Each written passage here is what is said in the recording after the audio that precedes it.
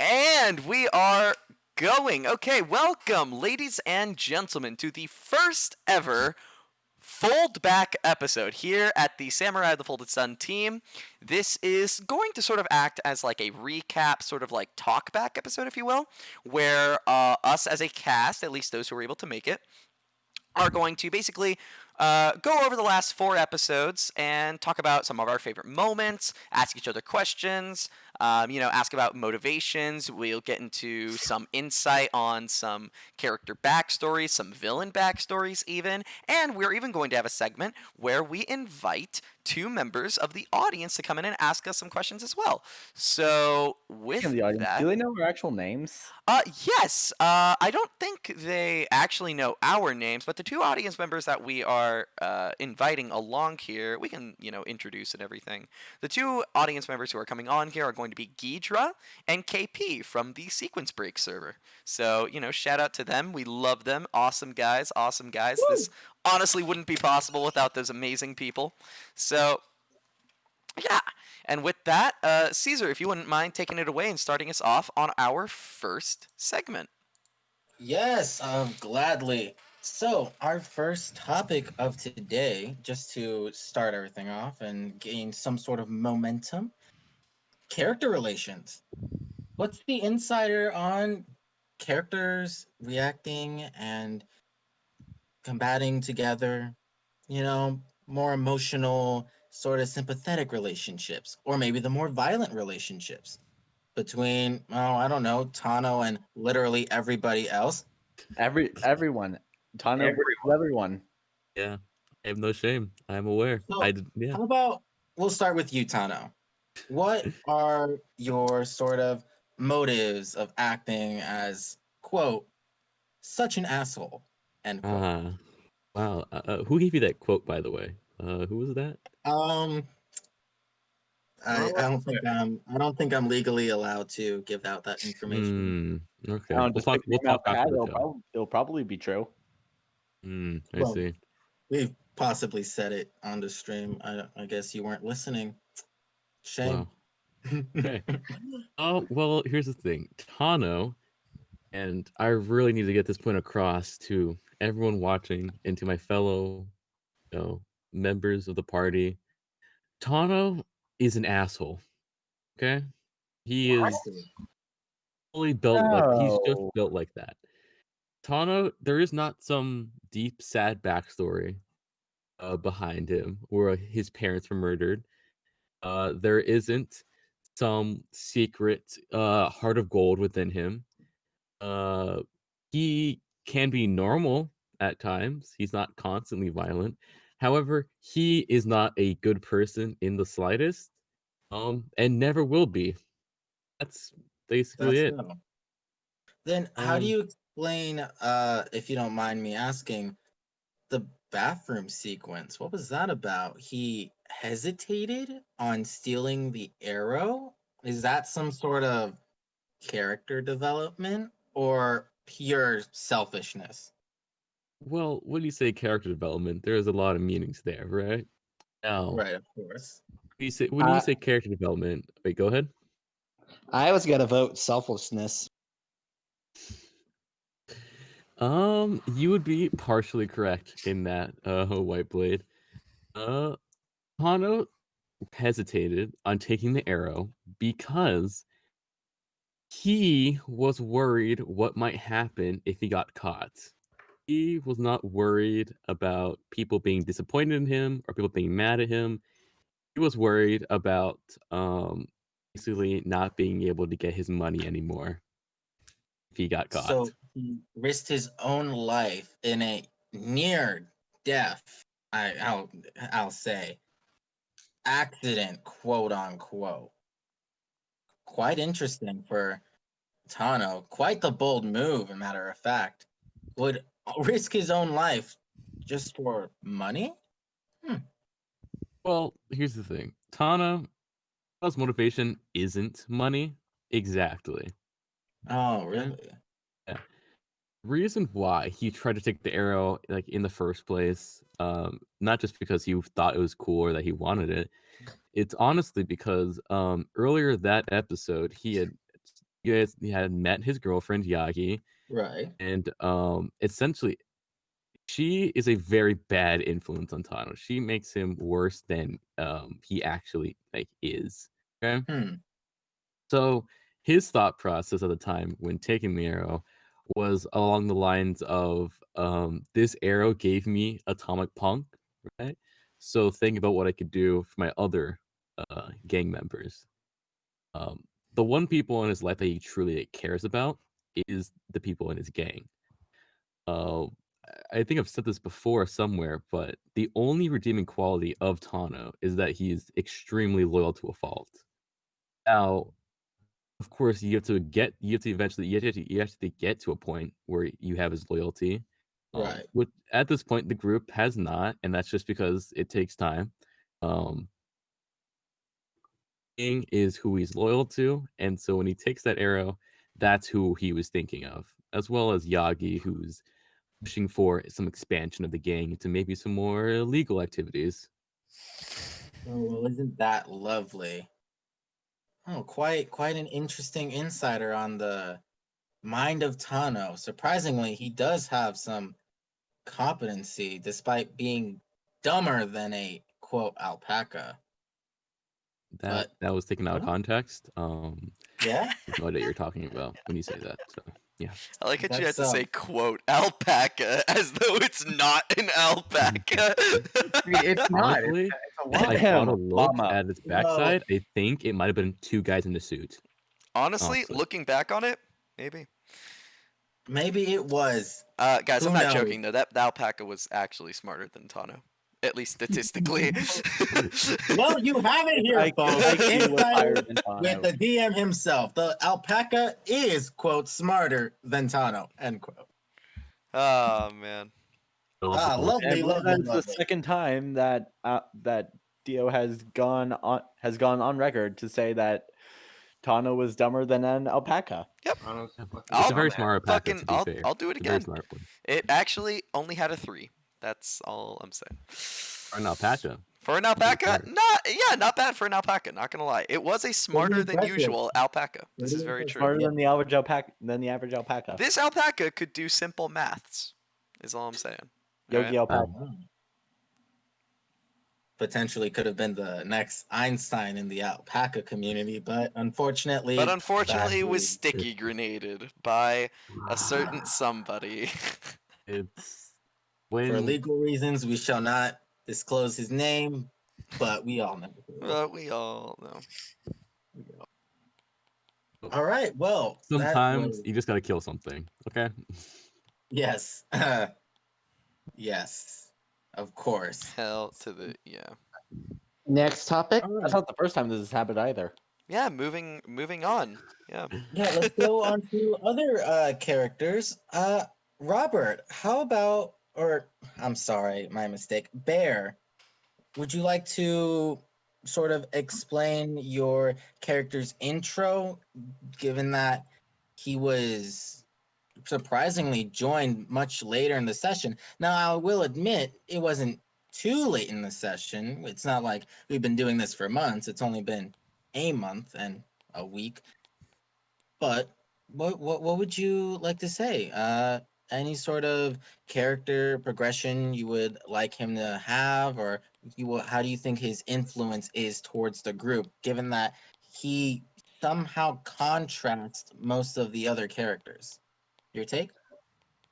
Mostly the intro. Let's start with that first. Okay. I was the first to actually give an example of a character that was supposed to have built a stand through how he acts, works, and what he does through actions to build up a stand. That was the original idea.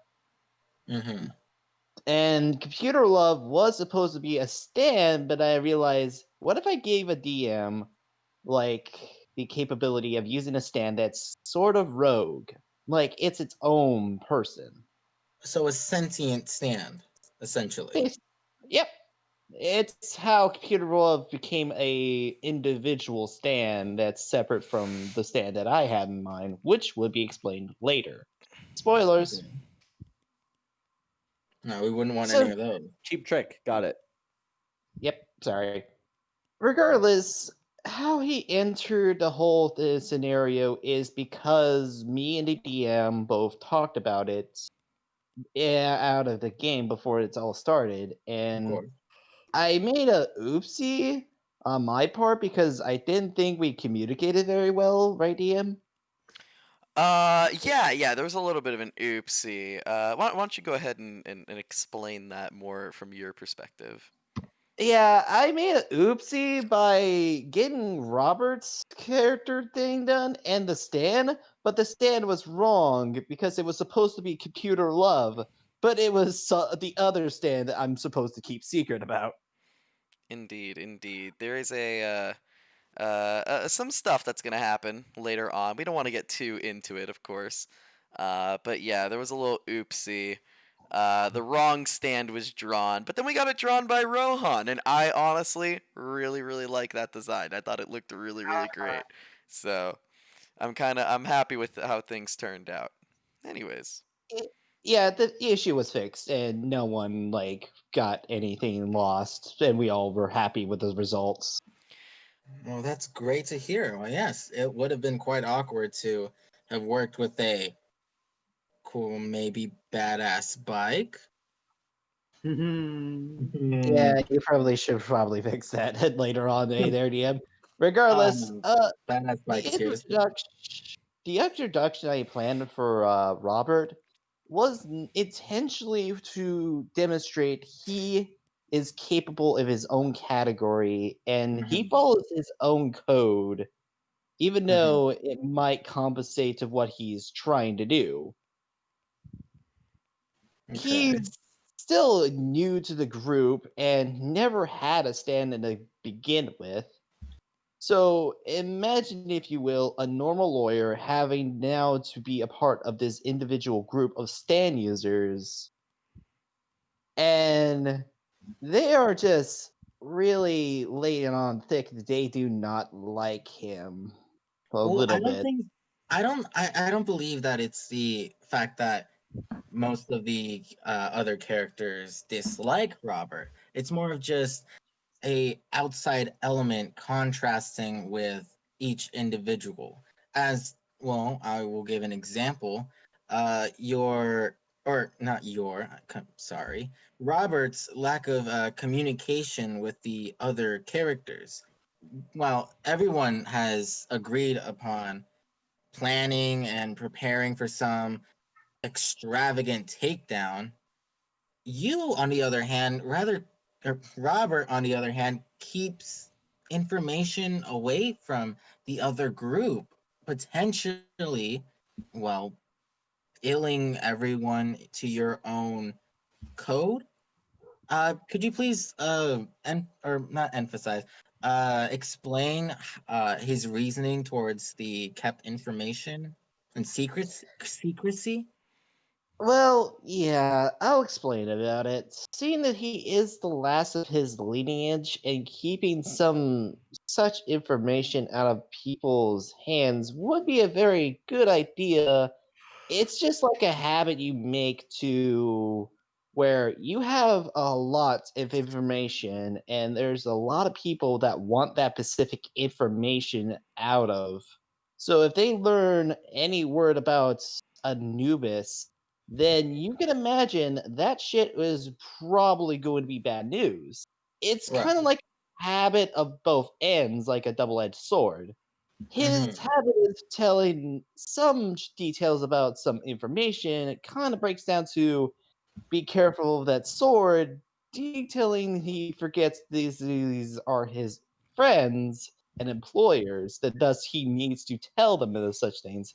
But he then realizes he slipped that mindset because he's panicking, because again, he's not used to having a stand battle happening right in front of it to where he can see it not so long ago. Right. Well, He I and am he is quite Also, interested. this is an extremely volatile group of people, to say the least. And yeah. I imagine from Robert's perspective, it's probably not the best idea to to hand super crucial information to a group such as ours. From Yeah. Robert's perspective. Yeah, that's completely understandable. And I hope to see more development of Robert's, well, a journey to opening up with trust and reliance with all the other characters. I feel like that'd be quite an interesting arc, as you would, to explore. Yeah, I Um, mean, we this is like 2 sessions I've been. I'm happy to be a part of the group. Very glad to be playing with all of you. I'm so happy to even help you fill the void for one of your missing players.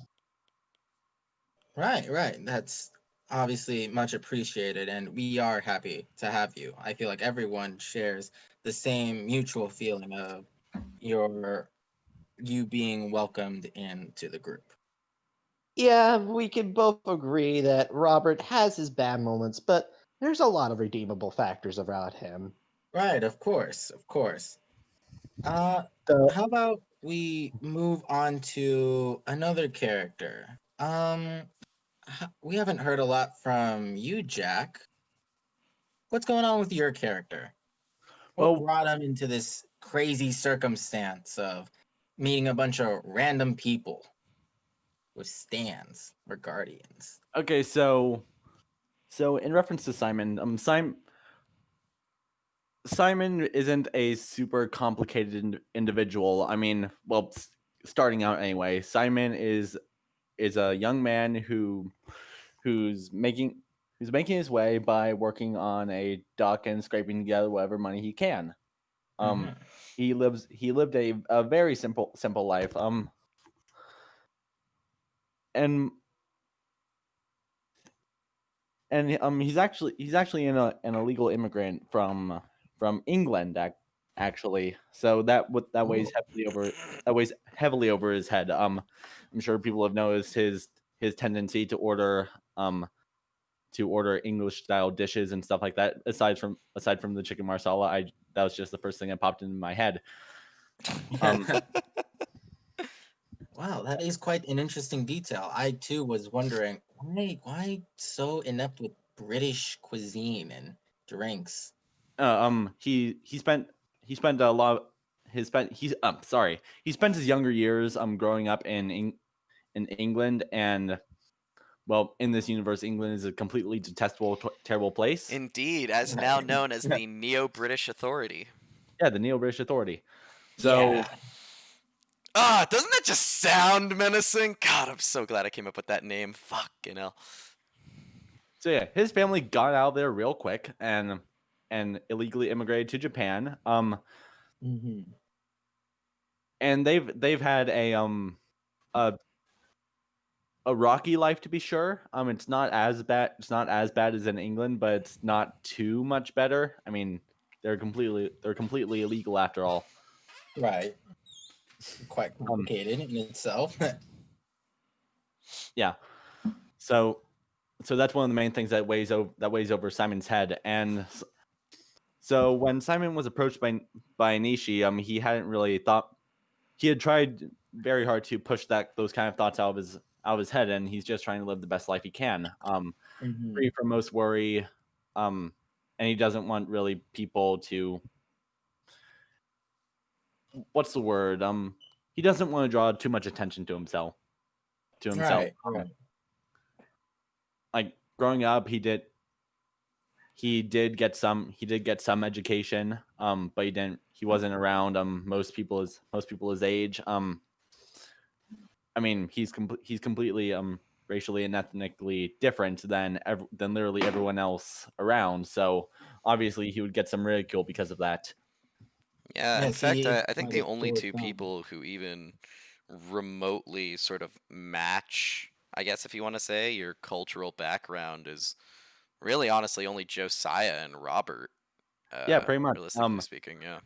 And that's why Simon tended to gravitate towards Robert a lot more than everyone else, because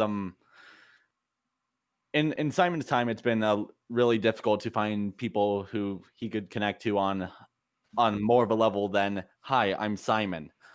Right. But probably more on that later.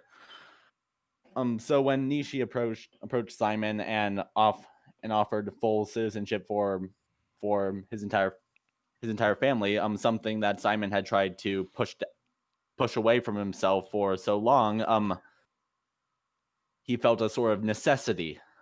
Like he doesn't particularly want to be a part of this extremely dangerous situation with these extremely, to use this term again, volatile people. Right. But he's doing it out of a sense of necessity to himself. And I would just like to add, on your you joining with a bunch of senselessly and volatile, etc., violent people, his reactions and sort of development with this group, I would just like to pinpoint a specific moment in, well, actually last episode, where I do recall him having some sort of panic attack or like reflection upon his situation. Would you like Yeah. to would you like to, I don't know, put more emphasis and explain that key moment, because I do feel like it is an important piece of It's your character. extremely important, and something that I'm talking to Diego about Ew. for future development. So I'm obviously not going to get really into that, but I will say this. Mhm. With all these events piling up, it's been extremely so Simon's completely out of his environment here. Right. Completely. Everything he's used to has been turned on top of its head, and he's been forced into situations that he can neither be comfortable with or comprehend. Mhm. So obviously that's very stressful. That's very stressful on a person, and those types of situations can make certain things bubble up, if you will. Right. I, however, would say that, yeah, there's a lot of characters, but I think Mech Lord, yours is Simon, I think. Yeah, Simon. Okay, I think Simon's actually the redeemable character out of a lot of other characters, and that Oh. shows. To be fair, he also doesn't need to be redeemed. Yeah, Yeah, to be fair, he's literally the lesser of evils here. Literally, the Normal lesser of dude, evils. honestly. he's honestly quite And the Simon's pure not child really of an good. evil in the first place. He's Just a normal fucking just kid, guys. and, Just a normal and all of a guy. sudden he gets picked up by this woman who he doesn't know and shipped off to this government facility. Like no more than a couple hours after that, he has like 3 people trying to punch him, and all of a sudden rope starts sprouting from his wrist. Just to give everyone context into what Jack was saying about Nishi going and bringing him to a facility and whatnot and punching, etc. Basically, how everyone sort of came together, because unfortunately we lost the first episode of Samurai of the Golden Sun. Nishi, as you know, works for this corporation, the government, top secret, whatnot. She brought us all together in order to, well, combat all these guardian slash stand users that are, well, aiding ill towards the populace. And more specifically, she Oh, allowing sort of is that just me, or is everyone else Yes, hearing Caesar, that buddy, too? your microphone's out super Connection hard. happened Webcam again. mic or something? Oh, okay, what's up? I cut off. When did I cut off? There it goes. Like just recently. Okay. Here, we'll just cut that. I'll just go to incentive and whatnot. So, how Nishi persuaded and gave everyone an incentive to join her, well, cause, was basically a specific appeasement that would. Fuck. I She's totally got buying off my. into He everybody else's tried to give personal everyone gains. an incentive, a strong incentive. And one that's personal towards everybody. Like she didn't offer cash to everybody. She only offered cash to Yeah. like 2 people, like, and that being Samir and Tano. I think those are the only 2 people who are like actually proper getting cash to do this. Yeah. Yeah. Ironically, he's just been hired to be a lawyer in a legal sense. He's technically being paid by the government. Oh yeah, Robert's getting paid. Robert's getting paid, but yeah. that's not like his incentive for joining the group. No, he's just hired. Yeah, he's just hired to be the He's just legal hired hand. legal assistant. The actual incentive of being in the group is something else entirely. So Something unknown. something Yeah, so- unknown. Yeah, And so it will just to keep it add- being a mystery. Yeah, just to add that context for anyone, well, actually everyone, because most missed episode 1 or are unable to go back to episode 1. So just a little recap. It was Okay, essentially let's just the get together episode where everyone's Yes. characters got acquainted. It was super short, like 2 hours. Yeah, it wasn't a Yeah, very long actually, it was 4 the session at all. shortest session. It was without any combat, or well, practically little. The only combat that was present was demonstration of mine slash Jen's stand and Samir's. Or not Samir. Wait, yes, Samir's and Simon. I believe that was it Yeah. though. There was some combat between Mercedes and Thomas. Oh Yeah, yes, just like yes. basic background stuff, Indeed. that kind of stuff. Yeah, who we are, where we came from, and we'll get more into that later in this I guess episode. So let's move on from that. As we mentioned, Samir, your character is or has has outer conflict between his home country and another country. Am I correct? Somewhat. Basically, his home country is kind of stuck as neutral ground in the middle of a war between like the South American countries. And it's relatively poor and isolationist. So there's no telling what could happen there. And literally everybody he knows and loves is there. Lots could Oh happen. wow. If you wouldn't mind me asking, I'm not sure if this is revealing too much of your character, but how did he get to Japan? Am I able to know, or are we able to know that? He kind of took off after he took a ship to Japan after he graduated high school at the age of 18. Oh wow. Wow. Okay, quite the journey he must have come Yeah. upon. You know, if I could have, I should have put something more exciting. Have like I don't know, he fought Somalian pirates. Now. Well, we In another life, Oh. he totally did. You know what? It's canon now. He totally fought Somalian pirates. On his way to Japan, he fought Somalian pirates. Oh man. There are actually a lots of just for a little piece of like sort of in-game lore. There is actually quite the amount of piracy off of the coast of Australia in our world for any of those who are interested. Australia right now is a desolate wasteland of lawlessness and pure crime and no sort of organization at all. Yeah, if you guys Yeah. do want to go and like find all the lore of this world, it is in the description of the second episode of Samurai the Forward Sun. So just go check that video out, look at the description, you can get a full lore breakdown.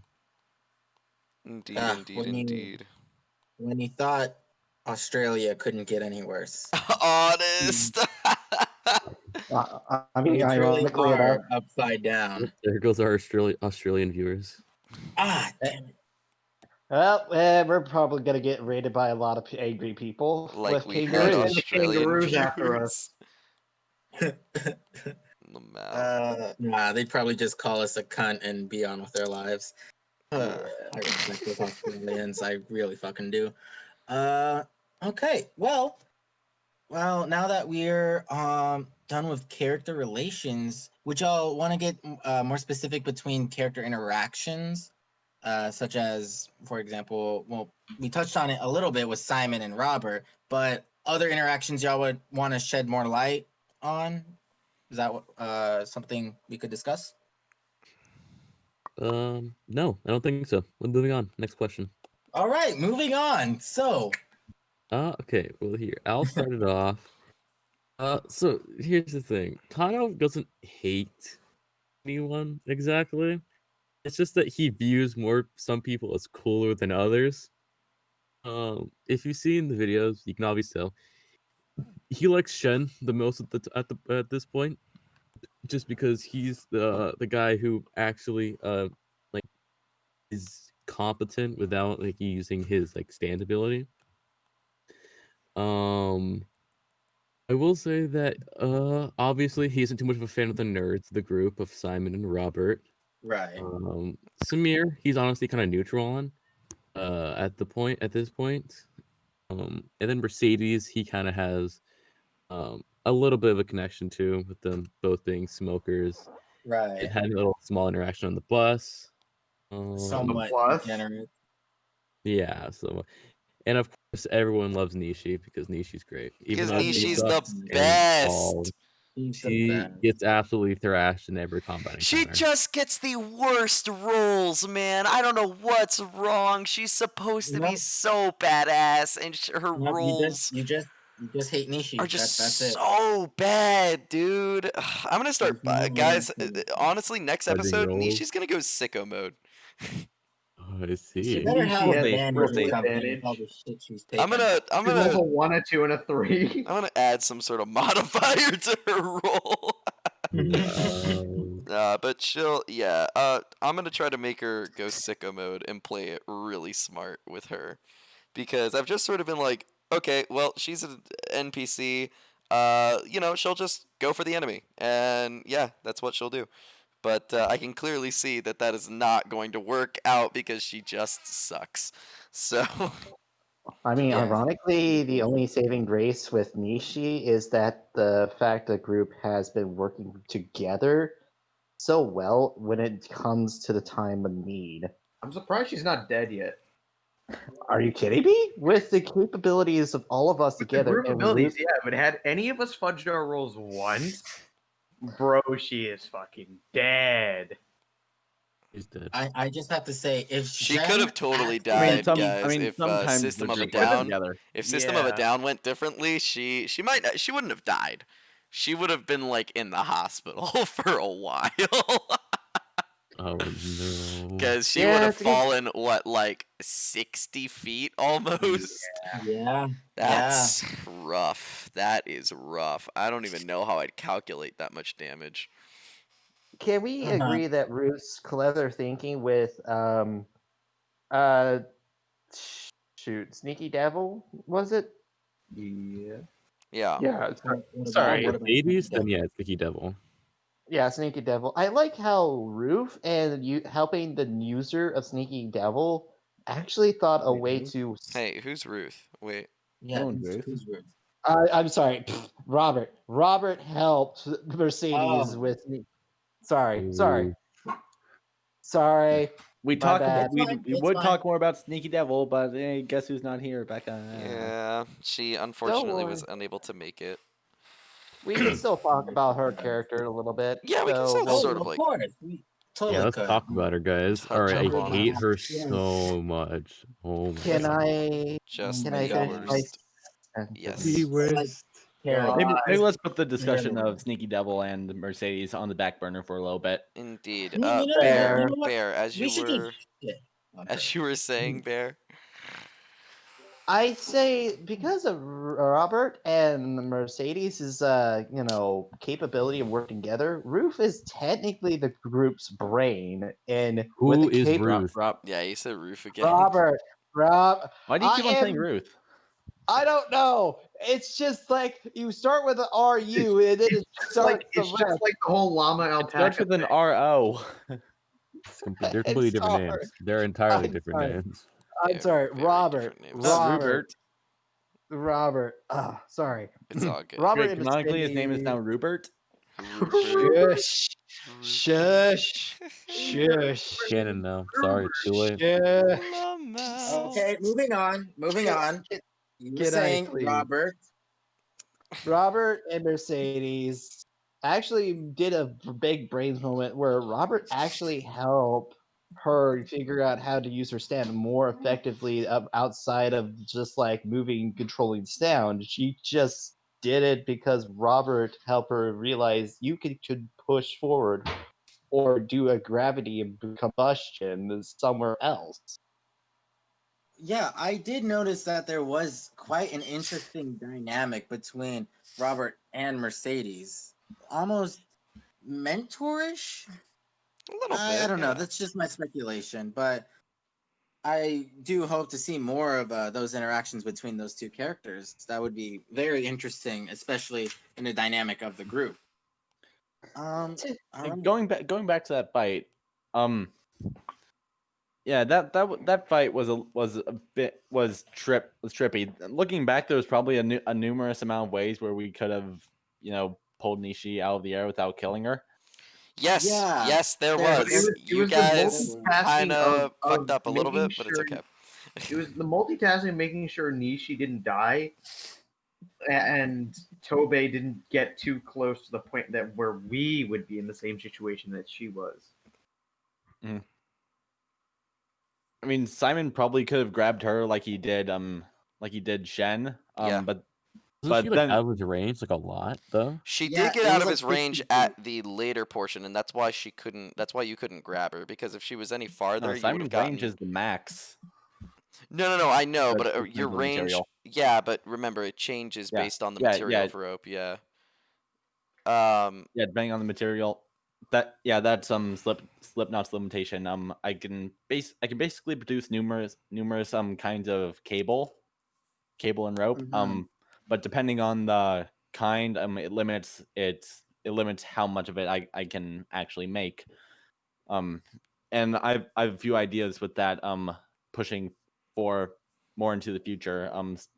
Stuff that I've started to talk to Diego about, but haven't gotten too much into that yet. Well, we got some interesting ideas for stand abilities, so it's fun. Yeah, I am really interested in the capabilities that your character has, because although it is somewhat of a simple stand, it does have a lot of potential, It's very especially versatile. It does have a lot. it's Is very an extremely versatile stand, and we'll probably see different uses and sides of it moving forward. But Yeah, keep in maybe mind, something- Simon is a completely novice stand user. right. He only did just figure Like, out he how has- to use his stand. A few Like even episodes now, ago. he still has no idea how to control it with fully. Right. Oh wow. How about when we mentioned the fight between System of a Down? I would actually be very interested in y'all's secret actions and basically y'all's strategies on Secret of a Down. Because although it of a was Down? Secret of a Down. System of a Down, my bad. Oh, Secret all system. good, homie. uh, Secret System of a Down. That's his name. Secret System of a Down. Yes, that is now canon. It's canon, guys. You know, if You heard System it of a here. Down were like a stealth stand, that'd be so much more frightening. That's just not Tobe's True. style, though. Yeah, You saw the way If he he dressed. He was- didn't even wear a shirt. he's just If like, he was oh. very Should we even talk agile. about? What's up? Sorry, you should go Hmm? first. I'm sorry. Oh no, I was just saying like if he was like versatile as in ran like laps around us, we would have been fucked. Cause there's no way we could have stopped him when he touched us and oh, I shouldn't have said it like that. Anyways, his standability would have destroyed us. He As you were alone would have saying? destroyed you guys. Fuck, he was ripped as shit. Oh Had a god. 4 in bronze. Oh my god, dude, that guy Oh was my god, buff he's as about as strong as fuck. Samir. Yeah, I think the only guy who's stronger than him is Tano. Yeah, Yeah. probably. He's a 5 and Unironically Brawn. enough, So. Tano Tano is the legit definition of brains and brawn.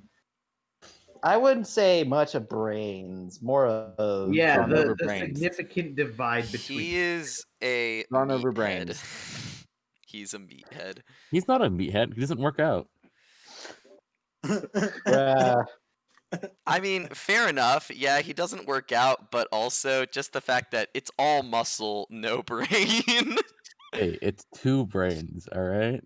Oh my god, you're so Something. He's so dumb. dumb. He is so dumb. Right, one in his skull and one near the bottom of his spine, like a dinosaur. Yep, there you go. Mostly capable of basic brain functions. On, a good day. On a good On a good day. Well, So- here. Of course, there's the secret action with Tano, the freaking broccoli house bomb thing. That was amazing. I have to say applause towards your ingenuity on that Thank you. elaborate ploy. Holy shit. Yeah, which is kind of a thing. Like, this piece of broccoli is really small, and it's a food, so it can probably go in his mouth. But what happens if it Yes. goes to his mouth and it turns into something really big? And yeah, You- it would just kill him. And you just- honestly, I yeah. could not have done that if it wasn't thanks to Robert giving me, giving Tano his hat, which had the string attached to it, and Samir using a Song of Storms with the freaking air sword and like throat, like it being attached to the broccoli. Yeah, So it just was an a example wombo of- combo. Just an example of brilliant teamwork at play. Most definitely. Again, we work so well if the situation was required for us to work together. We are just people that are unstoppable. Gotta say, But- Simon was completely disgusted with that move. Oh, boo-hoo, I mean- cry about it. boo. See it in your nightmares. See what Tano cares. Ironically enough, we had no other choice but to stop him. Actually, no, we murdered 2 people now. Jesus. I don't know what you're talking about. Murdering people. Guys, you are people and full an alpaca. murderers. Guys, you are full No, murderers. To be fair, he was a traitor and was a scumbag, so died. Great, Simon's an I- accomplice. Grand, used to but it.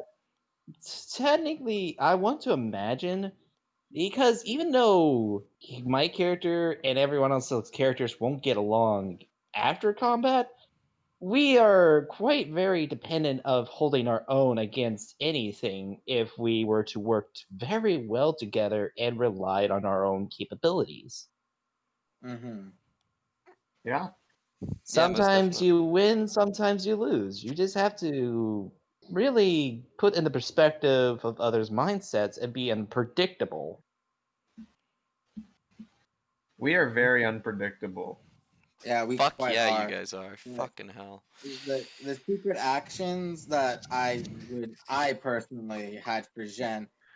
Diego, Well, although buddy, they may you be- asked for unpredictability when you decided to run a JoJo campaign. Yeah, I know. Well, yeah. I did it to He really myself. did. He really screwed himself. Yeah. It's all good though. I'm having a great time. So if you're not prepared to deal with player, has it been 1 minute? It's been 1 minute. We can swear now, right? Yeah, we can swear now. It has been way more than 1 minute. Yeah. We can Or say has it? fucking shit Like, and You gotta piss. be totally prepared for player bullshit. Yep. Ain't that the fucking truth, Jesus. And now we're gonna start swearing every fucking second. Anyways, back on topic. What about everyone else? Anyone have particular secret actions they would like to share? I like how Robert's secret action actually came in handy a couple of times. Mm-hmm. Do we want to talk about that, or should we move on? Well, from some- yeah. How so? How was it useful? Please explain. Remember how Robert, like, from plot point or secret action, his secret action may or may not actually help. Actually, hold on. Let me think back for a couple of minutes. Did I actually use a secret action and it went off? I believe you have. Yes. Yeah. Remember you used it on butthole surfers. You pulled out that mirror. No, that was a Yeah. plot point. That was a plot I- point. that Oh, that was a plot yeah, point. that- That's right. You I guess Yeah, no, secret action. Yeah, you had a secret action go off. It was when you were attacking Mao, and you used secret action for when he tried to attack you. It wasn't actually you, it was computer love, It right? was straight up Ah, anime yes, style that was- bullshit substitution. Yeah, I That was- didn't know you could just reverse Wow. reality like that.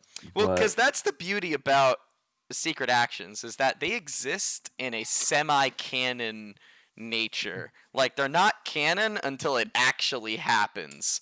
So technically, until that happened, yeah, no, computer love wasn't there. It was actually Robert, but it's as it goes off that it was aha, no, the whole time they actually switched places and it was a hologram. Right. Yeah, now that I think about it, Simon's only had one secret action in the entire campaign. Well, Oh I mean- yes, it was with the alpaca, right? Yeah, the alpaca. When Simon just straight up ripped the bell off of the alpaca's collar.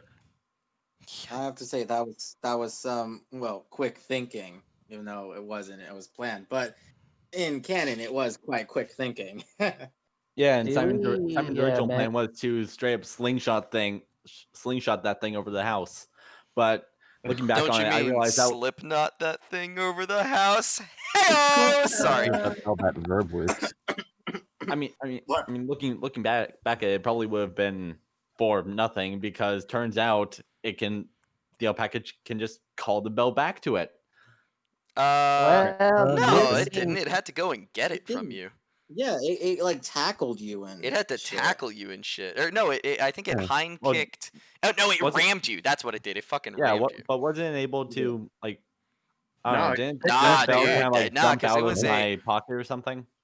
No. You It dropped was it. just hanging. No, remember you had dropped it out of your fucking. It had fallen out of your pocket when you fell over. That's what happened. But you were able to grab it by the ribbon. It can't like call it or anything because it's a substance assimilation stand. It's a bound stand. Like it takes Okay, form as an okay. object. Yeah. Like, oh, if I'd gotten to, well, I don't know. I wasn't. Cool. You were saying, Yeah. Oh, you cut out. Jack? Jack. I think his mom might be bringing him dinner. Lamau. Here's the thing. I will say real quick. I am so upset that secret actions work on your brains because now Sorry, Dumb my sister barged into my room. All good. So You were basically, saying, Tano? Yeah. Tano's not allowed to have secret actions. I mean, he is, but like, there's like a 0 possibility that's going to work, which does suck. Anyway, but- speaking of which, I've got dinner downstairs, so I'm going to dip for a few minutes. That's fine. It's cool. We'll get you covered. But I think with Robert there being now the man of the brains rather than bronze, I think him coming up with very complicated plans would be the most likely thing to happen. Yeah. Mm-hmm. I feel like saying any- Robert's the brain. I'm glad is a I bit used much. bravery as my dump stat, man. Wow. Any sort of particular plan you want to shed light towards or potential in the future plans? Yeah, actually, it revolves a secret action that I cannot unveil to the DM at the current moment. But let's just say it involves computer love in the specific way. And one plot point. Well, Okay. Well, we can't wait to see that be unveiled and shock everyone yeah. as you have. I'm excited. Can we have a loser stand that just throws eggs at people? Yes, we will have a loser stand. Oh well, now man, there is. why do you guys Yep. do this? Why Yep, do you- Because you deserve those eggs. Also, if you want the loser villain fights to last 10 minutes, don't give them like a 3 bronze, because then their health is like 15, and it like takes time to kill them. Dude, I'm waiting for the day where Zhen just one-shots a loser stand It's Just gonna happen. by himself. It's gonna Just happen. he's like, okay, I'm just gonna bitch slap him, and he's dead. Like, whoa, what the fuck? Yep. Oh wow, It'll be a good day. It'll be a good I day. think I just developed Jen's actual voice just now. You Whoa. did. For a Whoa, little what bit, the yeah. fuck? Wow. Tano, you son of a bitch. No. Nah, I kind of Yeah. lost it. It was there for a sec. Lost it. It was there for a sec. Whoa. I will practice that later. We'll cut that out, by the way. Oh, whoa. No, we won't. Going in. God damn it. Well, at least I can use it as a point of reference for Zhen's voice, because currently he has no. It's just deep and Canon raspy voice. and angry. It's just It's yeah, it's basically just my voice, but raspy Sure, shitty. yeah. Caesar. Tano It's is also it's just shitty. It's shitty angry. me. It's more shitty me. It's Caesar with a sore throat. Damn. Oh, that's I'm good. that's something. Yeah, that is Yeah. quite something. Okay. Roleplay actions, combat actions, roleplay How about action. we talk about the Stan computer love for a moment or two? Sure, I really like Yeah, her sure. concept and how she works. Her concept, yeah, it's very unique. I do really like it. Honestly, I was surprised that the DM and I was like, okay, what does computer love look like? And it's like, okay, you want a computer girl with data. So what if we do your idea, but mix it up with Spice Girls? Spice, Spice Girl. Yeah, that's a part Right? 5 Yeah. stand. Part 5 stand. Yeah, its ability Um, is basically anything it touches, it'll become very rubber, Oh, very that's rubber. Trisha's stand. Yeah, To basically. the shoe. Oh, okay. I thought you were talking about the Spice Girls. Like, how so? But never mind. Something I have no point of reference for. Indeed. 'Cause You gotta I finish am- JoJo's, dude. You gotta Mm. finish. Gotta I finish. am on part 4. God damn it! I'm with fucking Josuke and whatnot and Crazy Diamond, man. It's always a Crazy good Diamond. Diamond. Fucking Like, awesome. Hello, I think Josuke. part 4 I has some of use my favorite stands. True. Yeah, same. I mean, to be fair, what's more devastating, that Crazy Diamond or Gold Experience are fucking speedsters, while Jotaro's just able to stop Ora. time. what? I don't know what you're talking about. Imagine being able to stop time, Lamau. You What? probably have a Spoiler. mild spoiler warning. Fair enough. Well, Actually, yeah. no. Just I tease want to me. call BS on something about Jotaro real quick. Let's say part 3 and 4. Yeah, no way to bring back the dead. I'm sorry, who's still alive? Looks at the heart. No stand can bring bullshit. anyone back from the dead except that one time Star Platinum restarted Joseph's fucking heart after all of his blood had gotten sucked out and then did a transfusion between him and Dio's body. It's fine though. We don't talk about that. I don't know what you mean. What the fuck? Shut the fuck up, okay? But We don't technically, he wasn't never brain dead talk yet, about it. so We agreed to not talk about it during this episode. I can't believe you went back on what we agreed upon. God damn. Okay, we have to restart everything. Guys, we gotta purge the start over. episode. We have to delete the entire episode. It's Alright. over. It's purge time. It's purge time. It's fucking Tiny Square fucking action taking place right now. Never happened. Don't know King what you're Crimson. talking about. Doesn't exist. King so Crimson. next question. Hey, I'm gonna use the Wardo to reverse this fucking the conversation. Wardo. He's a wardo. How about we talk about certain roleplay events? Yeah, I'm cool with that. Yeah. sure. All right. Cool. The bus scene. I would just like to know. I hope to see Which much one? more of these bus scenes because Yes. they are quite interesting, especially developing the characters. Hell yeah. For sure. I For mean, sure. I have plans for Mhm. more bus scenes. I love bus scenes personally. Good. Martial arts on the bus. Sure, it's on the bus.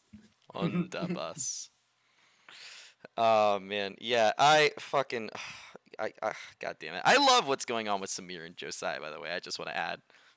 Yeah. By the way, fuck, dude, it is such a good dynamic. What you guys have right now. Bro, For that sure. like that it worked. It just worked. It just did. It just Yeah, did. I feel like Josiah and Samir are well, sort of another mentor example of y'all's unique roles, such as with martial arts and the Yeah. such. Quite interesting and very, very creative. I would like to add with California Kung Fu or Yeah, California whatnot. I mean, style karate. Yeah. karate. Yeah, whatever. I'm not a martial artist. Lots of books are gonna be read. Oh, hell yeah. Hell yeah. Actually, I'm quite surprised you didn't ask Jen for any You martial know, art you know, tips. you know, he So might. for He might. real, for real, he Actually, trained I at the just realized Shaolin that. Temple, dude! You know, Like he he might. is badass. You realize this, right? Not to toot Yeah. my own horn. I'm. You know.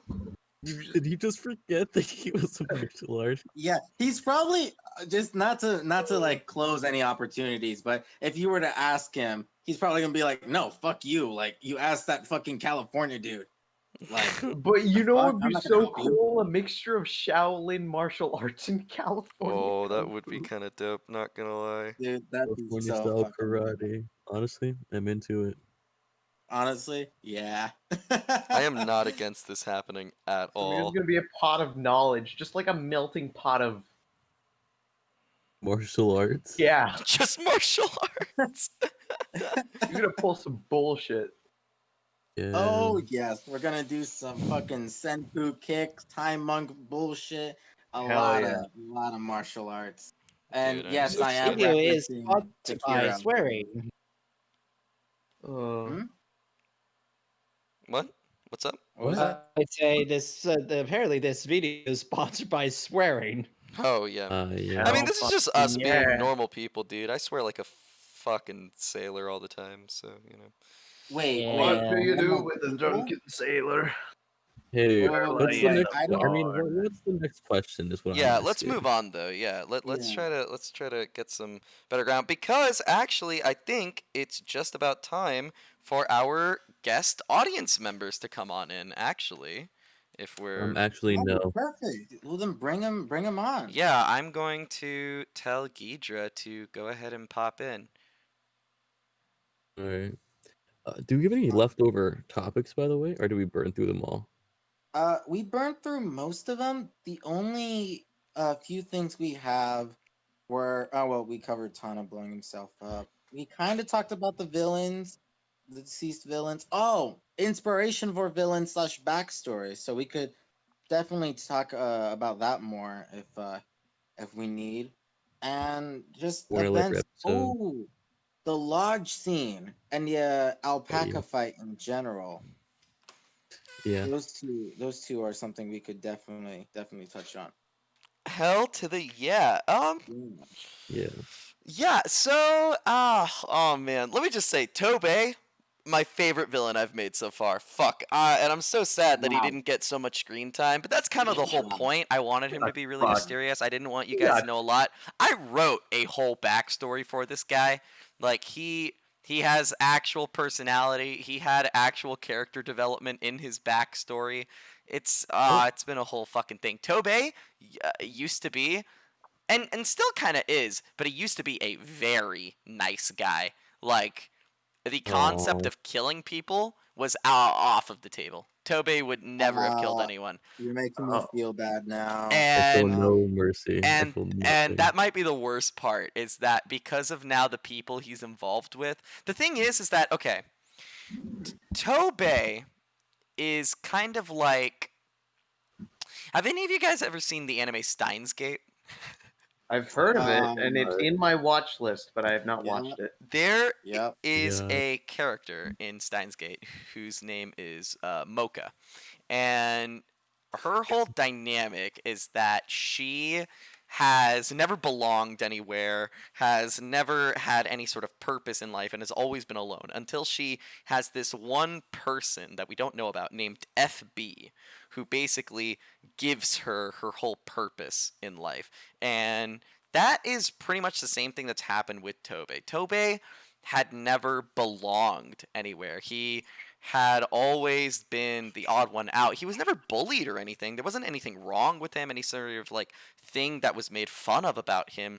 He was just always a quiet guy who kept to himself for the majority of his childhood. Tobe is from Japan originally as well. He grew up in southwest Tokyo.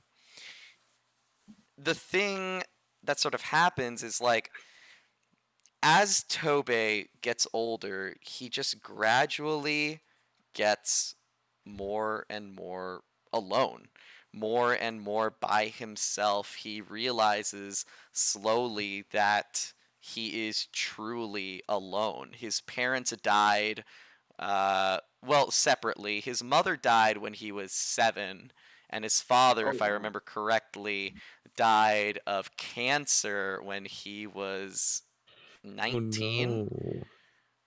And when Tobe reached about 20, the weight of his father's death got to him. Tobe went to college. He was attending university. He was going to become a, as you could probably guess from his stand ability, he was going to become a theoretical physicist. Oh. Damn. Yeah, If that would have loved him. he was working on a bunch of theories. Tobe was actually on his way to becoming one of the most revolutionary scientists of our age. I'm talking like a person who could like invent teleportation type shit. Like this guy, True. 5 super brains. super smart, Mm. super smart, and just never given the chance from anyone. He had just lived a completely sort of normal life, but the weight of his mother had always sort of affected him when he was a child. He would never show off his emotions, though. That was the thing. He has always been very void of showing any sort of emotions. It's not because of any sort of like condition that he has. It's just sort of as a person, he was never vocal about how he truly felt. And this Mhm. sort of got more and more prevalent as his father was slowly deteriorating, not even from the cancer, because the cancer didn't kick in until Tobe was 17. But those years between 7 and 17, that decade of his father just deteriorating after the loss of his wife, sort of, going on, trying to move on, but ultimately failing, as every single woman he would get with would just remind him of his wife. And Tobe just trying to be open with his father moving on, but also no woman ever really filling the void that his mother had, you know, had filled for him previously. Around the age of 20, Tobe drops out of college and starts honestly just moving around from place to place, trying to find something, anything, to give himself greater purpose. It's when Tobe reaches the age of 21 that his stand ability awakens. He's a natural born stand user. His stand awakens as he is out in a small town, not Braden, but one of the other small towns outside of Tokyo. And he basically finds himself in an altercation against a man who is trying to mug him. And the saddest thing is that Tobe doesn't resist at all. He just sits there and is just sort of, but he's not like cooperative. He's not like, "Oh, here's my money" or anything. He just kind of stands there and doesn't know what to do, but also doesn't think that there's any point in fighting it. And you guys have seen Tobe. He's a fit dude. He could handle himself, but it's just the amount of no confidence, the amount of just like not caring what happens. It's after this happens when Tobe is being honestly beaten like very badly by this guy because basically what happens is the mugger gets offended almost that Tobe's not doing anything, sort of thinking like, "Oh, what, do you think I'm weak or something? What, you think like I'm not scary or some shit? I'll give you something to be scared about." And he's just brutally beating on Tobe until as he's throwing a punch down on Tobe's face, it comes down to a slow stop, and then that guy's hand starts going up and up, and he starts going up and up. And canonically speaking, that guy is somewhere in the atmosphere. He went beyond the point of no return due to Tobe's power. He got up high enough to where he had reached the stratosphere and then just kind of kept going due to the lack of gravitational pull as he gets farther and farther out. Tobe, without knowing it, had committed murder that day, his first of many murders. I hate to break like the atmosphere, but all I can think of is all of a sudden the mugger stopped thinking as he's flying through He's space. flying through space, thinking until he's eventually stopped. Jesus. Yeah, he got carsed, dude. Get He cars. got He got cars cars. real Say, hard. I was about to say he got Yeah, cars. he got carsed. And Tobe, after this, goes on with himself until he's approached by individuals. Because he did this in the middle of the night, but in the middle of like a street. Like it wasn't in an alleyway, it was on the sidewalk of a road. There were people who saw this. There were video surveillance to see what happens. Everything obviously gets found out, and he is approached by a group of individuals who finally give him a purpose. One individual in particularly taking him under his wing as a father figure. The father figure that he had needed, but had ultimately been deteriorating for the many, many years. Tobe had finally found purpose. He had finally found a reason to do what he needed to do. And Tobe was willing to do whatever needed of his quote-unquote father, who is, I will just say, our BBEG. That was revealed at the end. And the reason why the BBEG had killed his secretary, as we saw at the end, was because of the loss of Tobe. Oh, Wow. so he was just straight up broken up about that. I wouldn't necessarily say broken. It was Nah, definitely he a was like- big piece of dissatisfaction. He was very dissatisfied with what had happened because Tobe was honestly looking to be one of his highest ranking lieutenants, if you'd say, and was honestly like a son figure that the BBEG had never had, right? Of course, to be fair, the dude got taken out in like episode 3. So would he have been that good of a lieutenant? Yeah, Mm, I mean, maybe, maybe, but yeah. So that's pretty much Tobe, guys. That's his whole thing. Yeah. Yeah. Yeah, thanks for making us feel bad. Jeez. You killed a full person. I mean, These he are the was gonna consequences. kill himself either way. Yeah, so, because he loves his father figure that much and loves what he believes in he so is much. completely loyal. Yeah. I mean, True. he died for what he believed in, and you can't fault him for that. But we have enough about that Yeah, topic on because that note, Ghidra, welcome. You can go ahead and unmute now and make your presence known. Welcome to the Your first presence Foldback known. episode.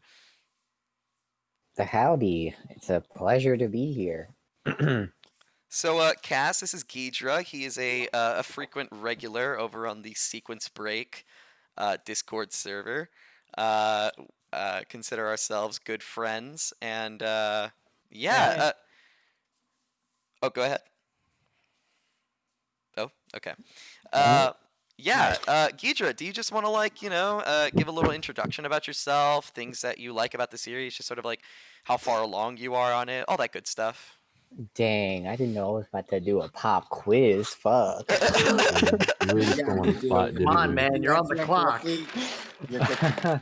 Who's your favorite Well, character? What's your favorite part? What's your favorite villain? What's your Why? favorite moment? What are your greatest Oh. regrets?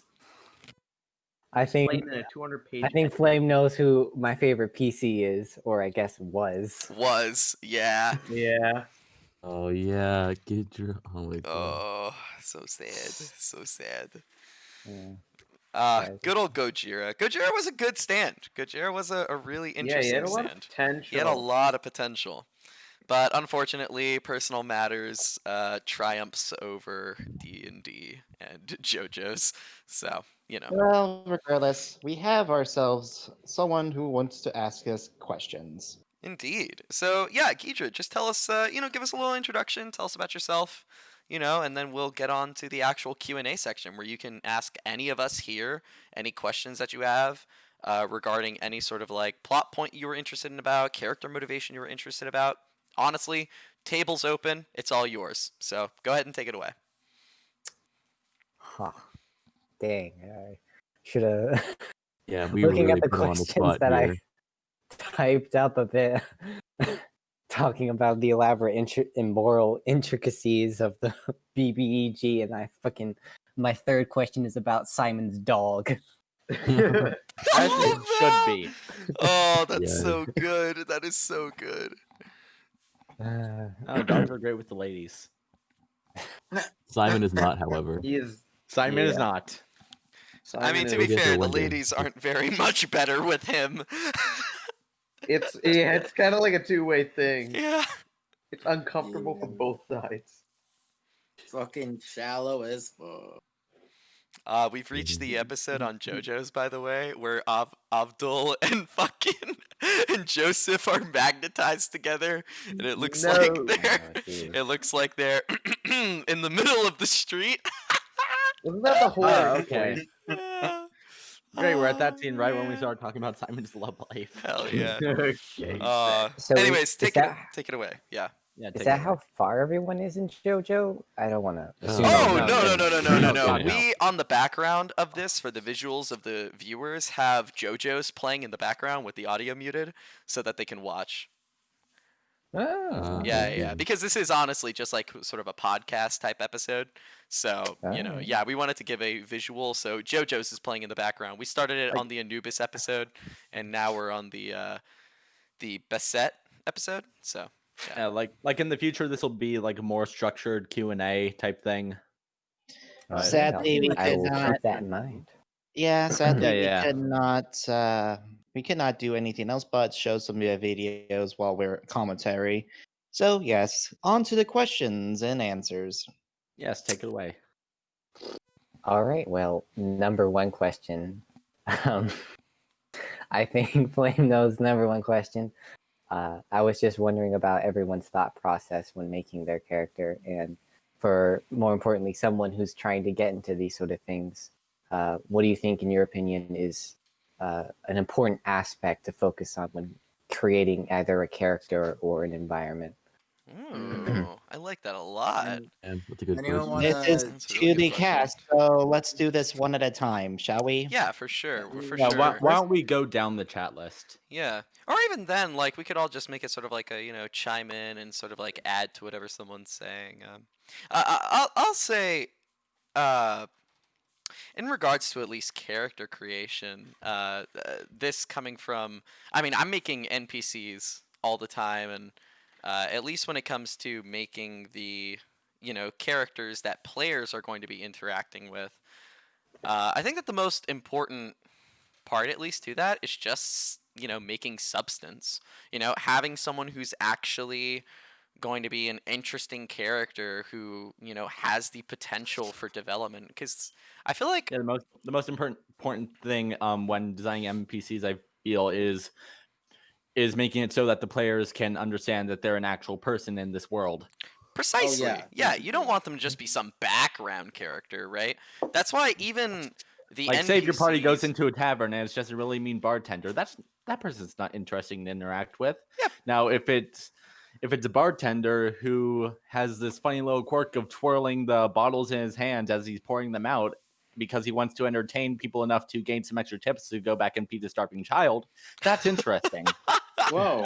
Precisely. Oddly See, specific. you just gave that fucking bartender so much substance in just a little bit of things. Like, it's so important that when you make, characters, regardless of whether or not they're NPCs or PCs, that they have that background substance that defines them from just being a fucking Skyrim NPC that's just like, hey, what are you doing?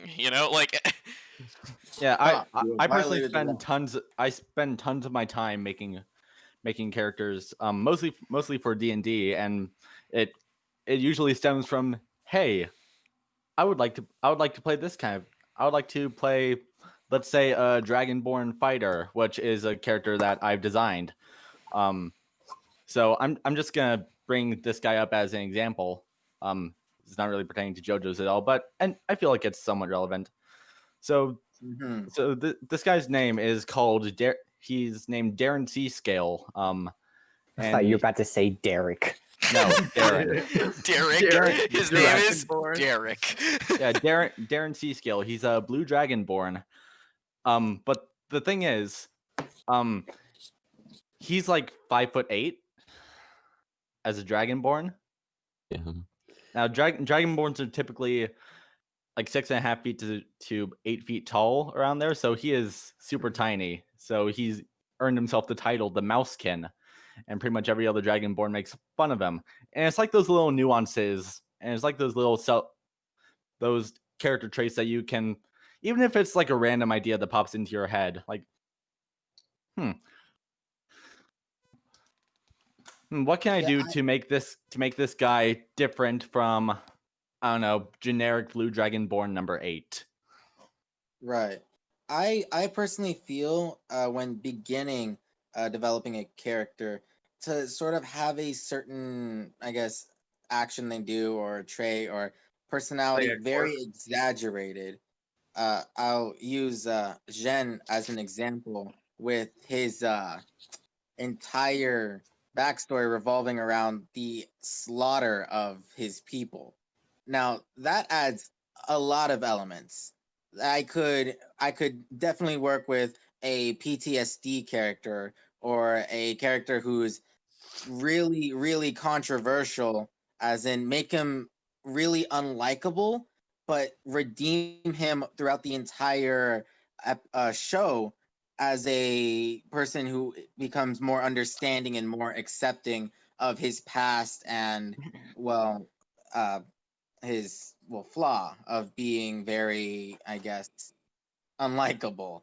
Not to put too much emphasis on that, but it's really important to understand how a character has to have a arc of some sort, a redemption arc, or if you want to go a little spicy, a corruption arc, which I feel like is very underrated, because a corruption arc True. would most definitely add like a lot of character to a person, because they're good and then they become evil, but then they somehow either are completely evil or they redeem themselves in, well, the reverse of a redemption arc. So just stuff like that, complex ideas that aren't necessarily quite that difficult to play around with. It's amazing what you can do with a couple of influences, like with Gen Sekiro. I draw a lot of inspiration from Sekiro into his character. So just stuff like that. What you're into, music, as in JoJo's, they literally revolve music as a theme for JoJo's, which is amazing. The diversity of characters you can just make based on a song like Bites the Dust or Bohemian Rhapsody.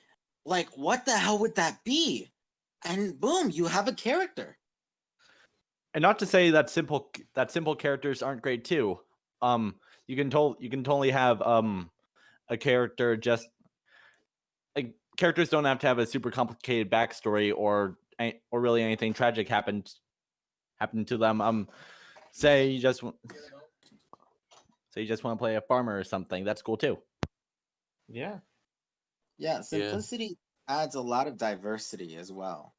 Well, yeah, when you go with a more simple character, there's a lot of potential there for the campaign events to affect how they turn out.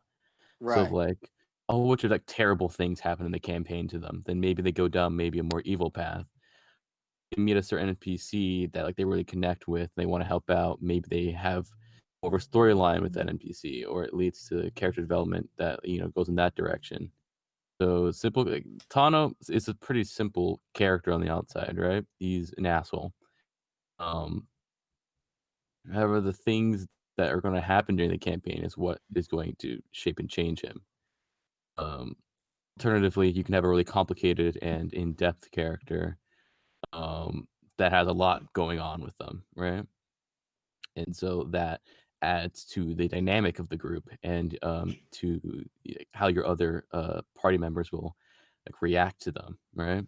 So if you have a really kooky and crazy character that has a million different strange and crazy things about them, that can add a lot to role play. It can add a lot to what they do in combat.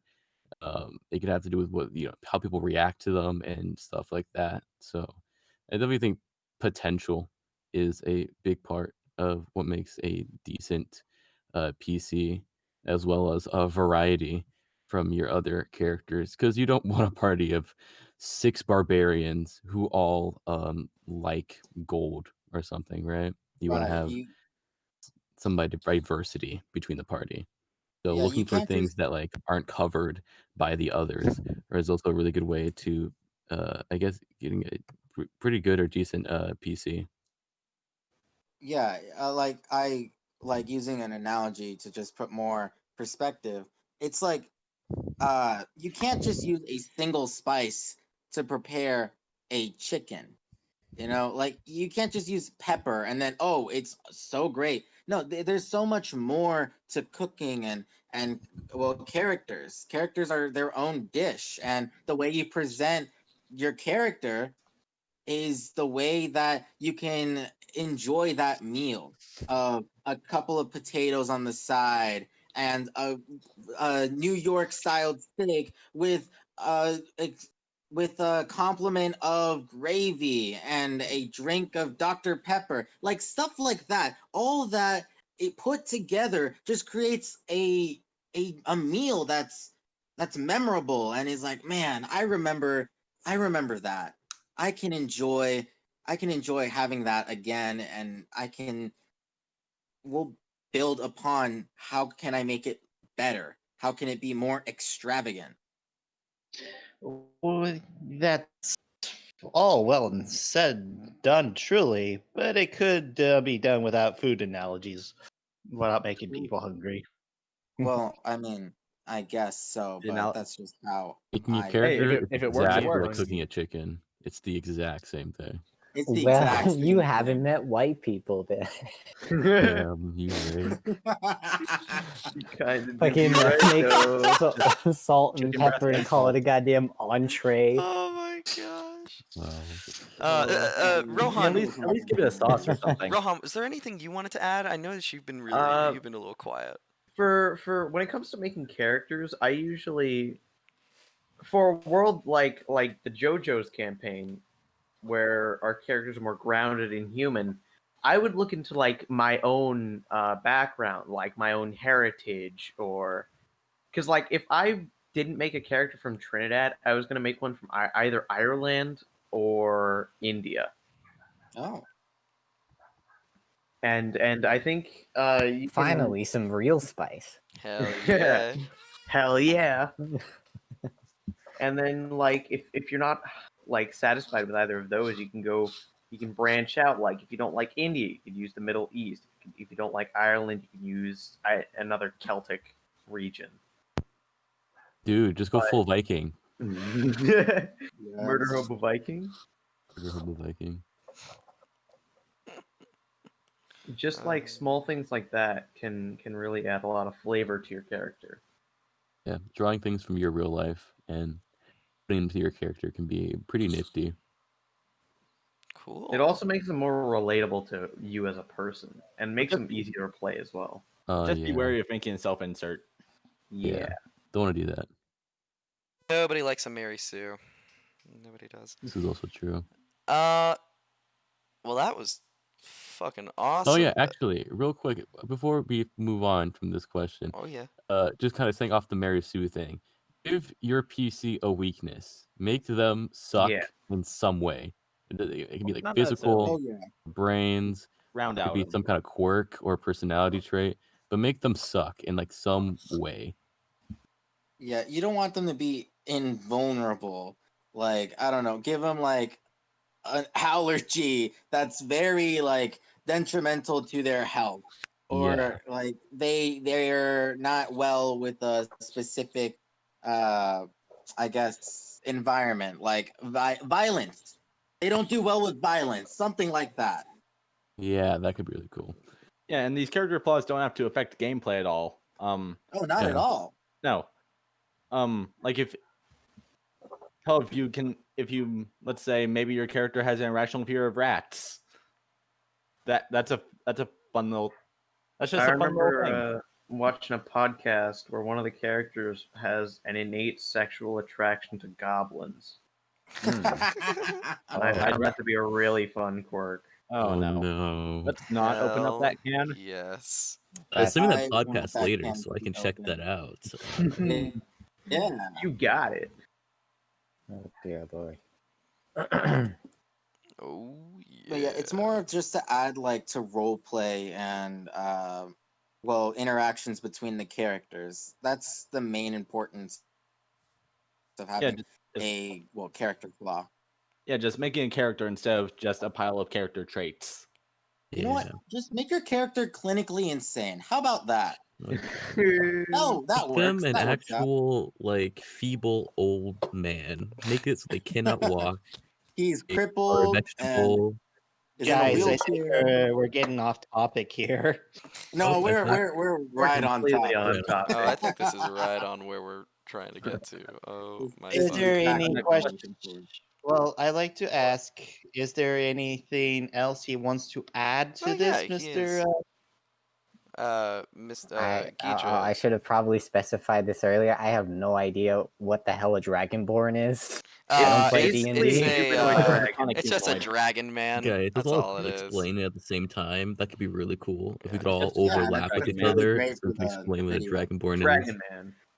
Well, Fuck, we there's gonna be spent an a little- hour section explaining the intricacies of dragonborn and their culture. Not gonna do that. Let's just say a bard fucked the Nope. dragon. End of story. Oh wow. Yeah. It's a humanoid dragon, half human, half All dragon. right. Yeah.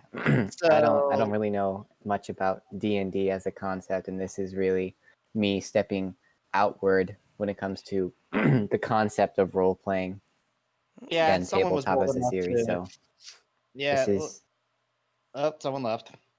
Oh, there and it he's is. back. That's good. I think we've spent a little too long on this subject. So, do we want to move on? I mean, yeah, I'm Yeah, assuming yeah. We were just Ghidra, gonna you have some move more to questions, his right? next question. oh heck Let's yeah, move on more unless questions. Ghidra has anything else to ask or say on this topic? No, you've all have provided wonderful insight towards the importance of character balance, flavor towards a character, their impact and overall role within the world, and just a general importance for building a character for the sake of maybe, what is to say, representing a concept or idea rather than just existing within a space. Hell yeah. Exactly. Yeah, no one likes How are you so generic good at bloody bard words? number 5. How are you so good at words, Ghidra? Teach me your ways. This is illegal. I'll try my hardest. Okay, so if you'd like, we can move on to the next question. Yeah, go Well, ahead. yeah. Indeed. So the next question I was curious about. I noticed that a lot of the protagonists have very close range power type stands. You know, very quick movement, low range. Pretty much summarizes in the name. And I was just wondering if that at all relates to the general dynamic that JoJo has with the protagonists of being close range power types, or if there was some nuance to that. Damn, this guy's getting meta. Dude, this guy's getting Yeah, this good. guy- These are dude, good you're pretty questions. good. These are Oh, really fine. good Yeah, I thought now questions. that I these think were about simple as fuck. Gonna Right, be who wants to bite the interviewer or bullet? something? Well, it's, I it's just- not. It's Oh not no, that, that's not all for of you them guys. are- This ain't a Diego that all- question. I think that Actually, I it's think not I like kind of all of them wait, are before. super close range per se. I mean, some of them, yeah, super close range, but I mean, I know for one, Simon's stand is an extremely long range stand. If he if he uses it fully. But the thing about that is Simon's a complete novice when it comes to using a stand, so he has no idea how to operate it fully. I I wanted was to say, speaking in yeah, sorry, reference go ahead. towards the majority. Yeah, of course, there's exceptions to the rule, but I was just noticed an interesting trend that a lot of the majority of the stands are generally close range power types or below average range, above average speed and strength. And I just find that very interesting. That, Mhm. or at least through my observation, that a lot of characters prioritize those stats when creating a character. And I How don't many know. I power guess I types could. do we have? So if my memory serves me correct, there's a long distance manipulation type that would be Simon. There's a substance assimilation type, which is Zen. There's a couple of close range power types, which is Tano, Mercedes, and I guess I'm not sure about Samir. I guess you could argue he is, but I think he. I don't want to make is- any assumptions. Hang on, let me check. He is weird. Yeah. he's quite something, I also which will is say real it's quick, really great. Diego, by the way, I mean, you could speak about the villains that we fought. I because could the talk villains we about the fought so villain far are stands. close range power types. That's I wanted to add to Yeah, that because I uh, love close range power types. I don't know why, but it's just very hard to appeal to a stand that can just be like, yes, let me go 60 feet away from the screen and do my thing. Ha ha ha. I don't think Diego. I don't think we were able to I feel like I'm being completely, called out. pin down what Song of Storms was. yeah, Song of Storms is interesting because it's a That long sometimes is distance weird. manipulation, but it has the capability of being close range power. So Ah, it's interesting. Yeah. some spice. I like it. Cool. I'll answer. Well, here's the thing. For Atomic Punk, not too weird. It's a little bit different though, because as you can probably see, Atomic Punk is broken. Extremely so. Being able to literally change anything to anything else. Reason Yeah, why that is he's broken close. as fuck. Yeah, I'm well aware. The reason why he's close range kind of a power type though is because honestly, it's just because he would be too overpowered if he could change anything like within eyesight. Yeah, I feel like with Limitation. close range stands, it's quite just a limitation that people apply it to their own characters. Because as I said before, we don't want a Mary Stew. We don't want an overpowered but really interesting creative stand to take full control of this situation. Like it's supposed to be a group effort with individuality and also assistance towards everyone else. I'm sorry, I just got back from doing some dinner stuff. What am I missing here? Oh, Talking about Nothing stands. about stands. Yeah, I'm talking. I just pretty much asked that. I noticed that a large majority of the stands are close range power types, and I personally enjoy that. And I just like to get every player's opinion towards it and what Yeah. they think, why they would do that towards their stand, and how that affects the nature of encounters and their roles within the campaign. Actually, the one thing that's actually kind of different is that the computer love's not actually a close power stand. She's long distance manipulation. Yeah. I said And, majority, of it- course. it There's appears exceptions that to the most rule. of I us just have closer range stands, and computer loves kind of in this nebulous area because basically she's completely autonomous. Yeah. So like what she the thing she pulled with Mao, that was pretty, I guess, like wow, okay.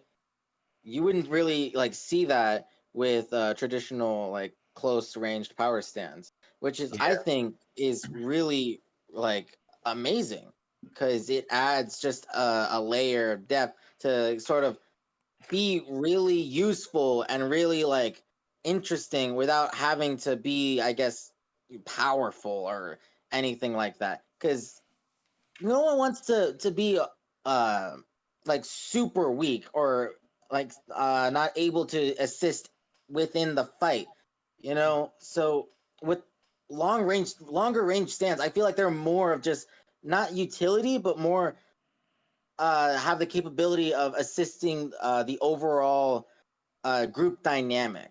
If you sort of see what I'm saying. I know it's kind of conjumbled and fucked up, No, but no, I whatever. get what you're putting down. I Cool, just, cool, cool. I don't know. I, in my eyes, I like it when the character is able not to detach themselves from their stands, and the stand can, in itself, independently sort of create situations where it can just react unrelative towards its user. Yeah. I just like it when a stand is more of associated with the user rather than separate from it, if that makes any sense. Indeed. Yeah. Yeah, that makes sense. And to Sure. respond a little bit more directly to Ghidra, what you initially said, I personally have two reasons why I think that a lot of us have close range power stands. First, it has a certain excitement to it. Being up and close to the enemy's face and dealing out big amounts of damage or doing something right in front of their face. There's a certain excitement to that. Wouldn't you agree? Mm-hmm. And the second thing, I think for a good amount of us, we started out with some fairly overpowered stand abilities, and one of the easiest ways to limit that was to limit its range. I know for one, Simon's stand, it's not super powerful on its own, but what it makes up for in direct power, it mostly focuses on well, I don't know if you saw in the last episode where Simon just kind of snuck around and tried to stay away from it's not, it is an alpaca actually, and tried to stay and try to pull the bell away from the alpaca when the alpaca wasn't noticing. That's the kind of thing that more long range stands make up for Yeah. in trading off Like direct power. the ingenuity that's possible with those certain stands. And I would just like to add, I feel like a good character with a good stand, it has to, the stand has to complement the character as so as the character complements the stand. Because with Tano, if Tano was just a complete dumbass, I mean like zero intelligence, then his Okia's stand level dumbass. his stand wouldn't like be overpowered. It's what he does with the stand that makes it super overpowered. Also with Shen's stand is really basic, and I'm not gonna lie, it also is designed like it's meant to be that way because of how creative he has to be in order to apply his stand to certain situations. It's the versatility that makes it interesting, not just it's not the power whatsoever. Yeah, I Um, agree. It's a stand's effectiveness completely depends on its user. And something that I've noticed over the time that for the most part Tano, I'm going to use Tano as kind of like a scapegoat here because it's a fairly easy example. Sorry. easy, I get it. Yeah. Jeez, what do you can say, Jack? Anyway, so over the course of the campaign, I've noticed that Atomic Punk has an extremely powerful ability, being able to essentially change anything to anything else. And Tano's way of using that has mostly been very upfront, intimidating and aggressive. And I feel like that's mainly a reflection on Tano's character. Yeah. Mind the ballpark there? I just wanted. I actually wanted to talk about this earlier, but yeah. The reason why, another reason why Atomic Punk is so close range, besides just making so it's balanced, is because of Tano's personality, which is obviously very up close, personal, aggressive. I think that for some of the people who are close range power types, their stand, fits with them. Tano being aggressive and Mercedes kind of being doesn't take shit from anyone type of character. With like, let's just say the system of a down villain, even of kind of a badass dude. His stand is literally like The D range, probably, right, Diego? If I remember correctly, I think he actually had a pretty okay range. I think he might have been a C if I remember correctly, but yeah, I'm pretty sure. Actually, no, I think you're in the ballpark. Yeah, I think it's D. Yeah, if I remember correctly. Yeah, I'm looking at his stats now, and it is D in range. Yeah. And for like Shen, who's literally martial art, a Hamon user, literally that's his whole fighting style is he punches things. So I think that's partly why so many of us are, why so many characters in general are close range power types, is because of the character that we've chosen to play as for this campaign, as well as JoJo just being the show about buff men who punch things. I mean, in later editions, they're just In getting later small. editions, they're not as buff. There's been a So, definite holy- shift in tone. For So, sure. so do we even mention, and this is probably going to be mentioned later on, but do we even want to mention the Pillar Men? Because God, they are.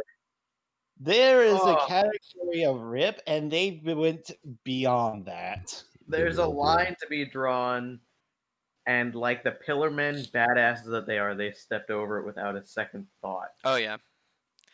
Most fucking definitely. But then again, that was the general energy of parts 1 through 3. I think even Part 4 Pillar Men would be buff as hell. Oh no, they absolutely would.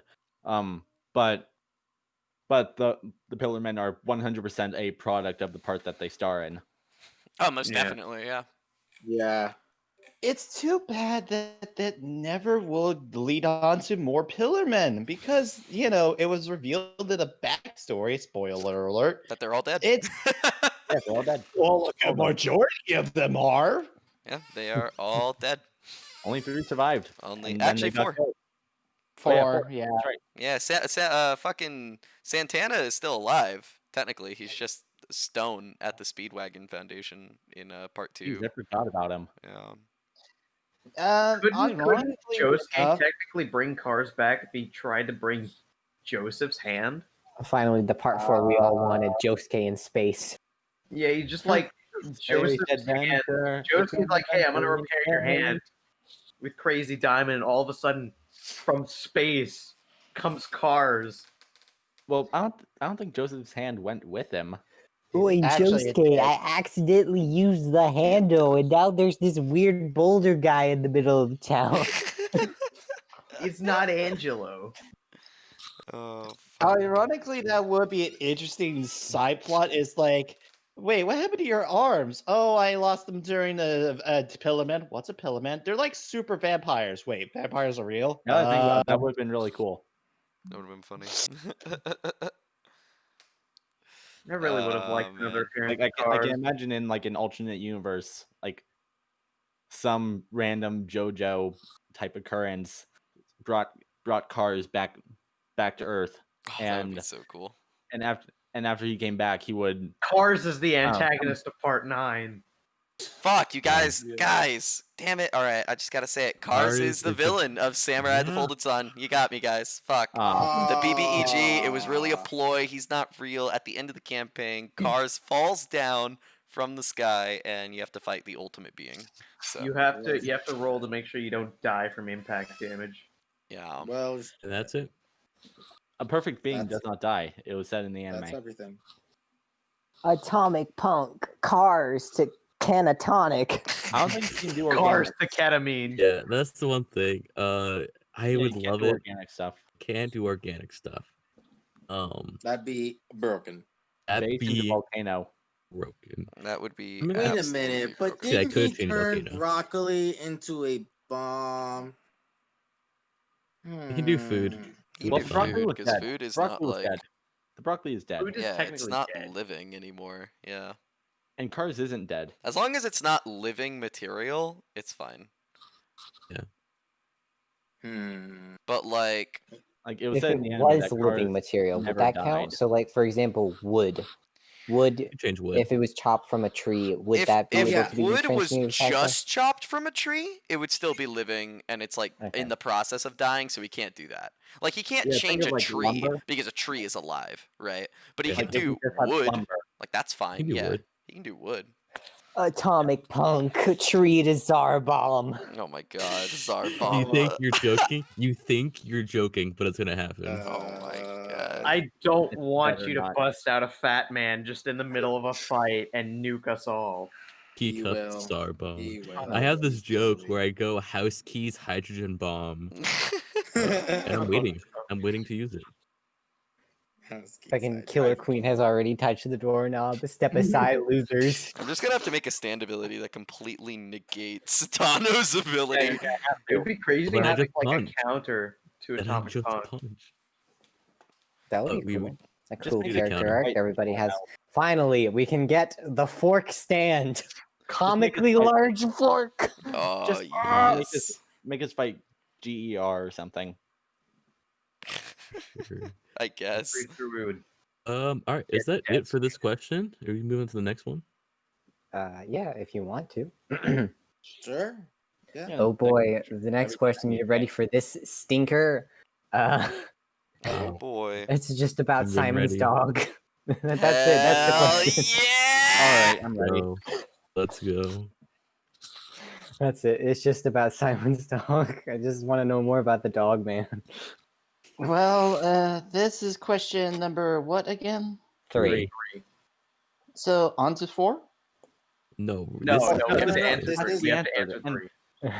Man, one We haven't answered 3. he wants Tell an us about the answer, dog. and I shall give Tell him. me- All right. Tell me about Answer. the dog. Go on. Okay, so the dog, she is like a 2 or 3 year old corgi, and her name is Snuggles, because Smuggles would have been too obvious because she was smuggled into Japan, Haha. but by someone very close to Simon. I'm probably gonna learn more about that in future sessions. I'm not gonna speak too much about that. But Is it a character we've already yeah. heard about? oh yeah, but Okay, cool. mostly by name. Dope. Dope, Pretty dope, much dope. only by name. Dope, dope, dope. Yeah. Yeah, the character Lucky, who will. Oh, I got Well, stuff planned for Lucky. Oh boy, do I got stuff planned for Lucky. Yeah, I was. Well, and- too bad Lady Luck is dead. And more in that vein. I was super surprised when you pulled Chaco out of nowhere. Right? I was not expecting that, Dio. Hell yeah. It was brilliant. It just worked so well. Originally, she was supposed to go up to you guys at the restaurant, but I was like, you know what? Nah, I got a better idea. Oh, by the way, Yeah. her naming follows the kind of Japanese naming nomenclature where the surname goes first. Indeed. So her name is Suzuku, but you Yeah. know, Suzuku her Chaco. Yeah, but Chaco. Yeah. Yeah, Simon calls her Chaco. Anyways, more about Snuggles. So Snuggles is just the purest thing on the planet, and Simon loves her more than life itself. Hell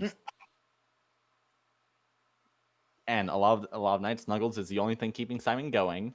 Actually, no, that's a bit of an exaggeration, A little but not too much.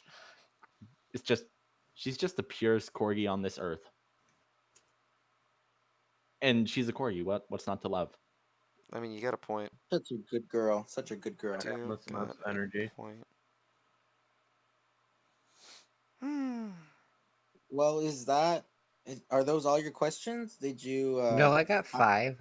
Fourth one is Oh, about you have 5. Zen. Oh, by all Let's means, perfect. do it. Let's do it. Drop I it thought you only on had us. 3. This is much better than I anticipated. Drop it on us. So I was just curious about. You mentioned this earlier about Zen's character, about his mannerisms and overall aggression, and I just wanted your insight as to, without getting into the particulars of his character origin, as you want to show that within the campaign.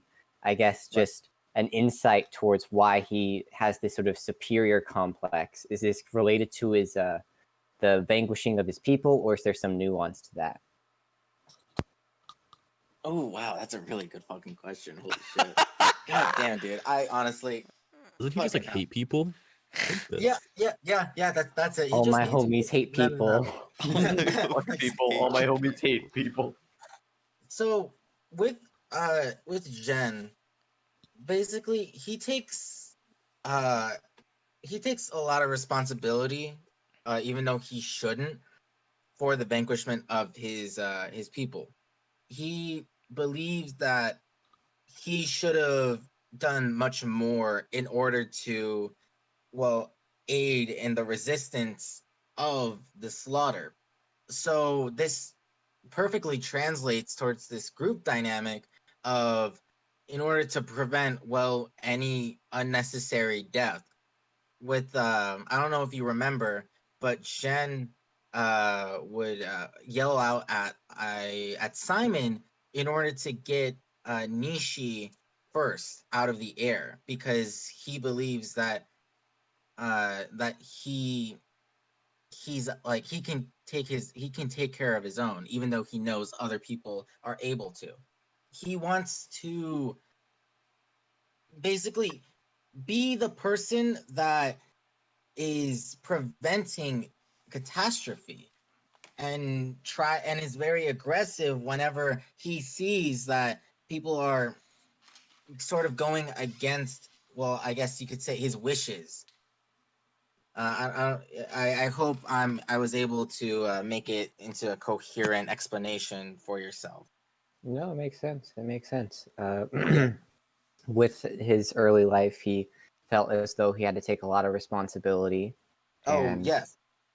that can vary. It's very hard to transition that into a group-oriented environment because you're so used to being independent, doing it by yourself. You get the mentality that your way is the right way because Right. what else is there? The other way is death and pain and suffering, and when people start conflicting with that morale, you just get just this overall sadness and frustration envelops. It's unnecessary conflict in Shen's eyes.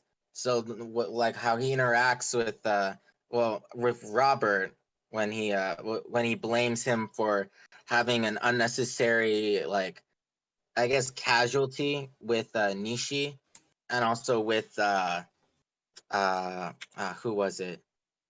It was just on the top of my head, and I completely Tano? blanked. No, I don't remember. Tano, I I guess is the only person I can think of. Yeah, no, there was someone else. Look, I would admit that, Anyways. I would admit that, yes, sometimes it's Robert's fault, but he would make amends to try his best to, patch things up.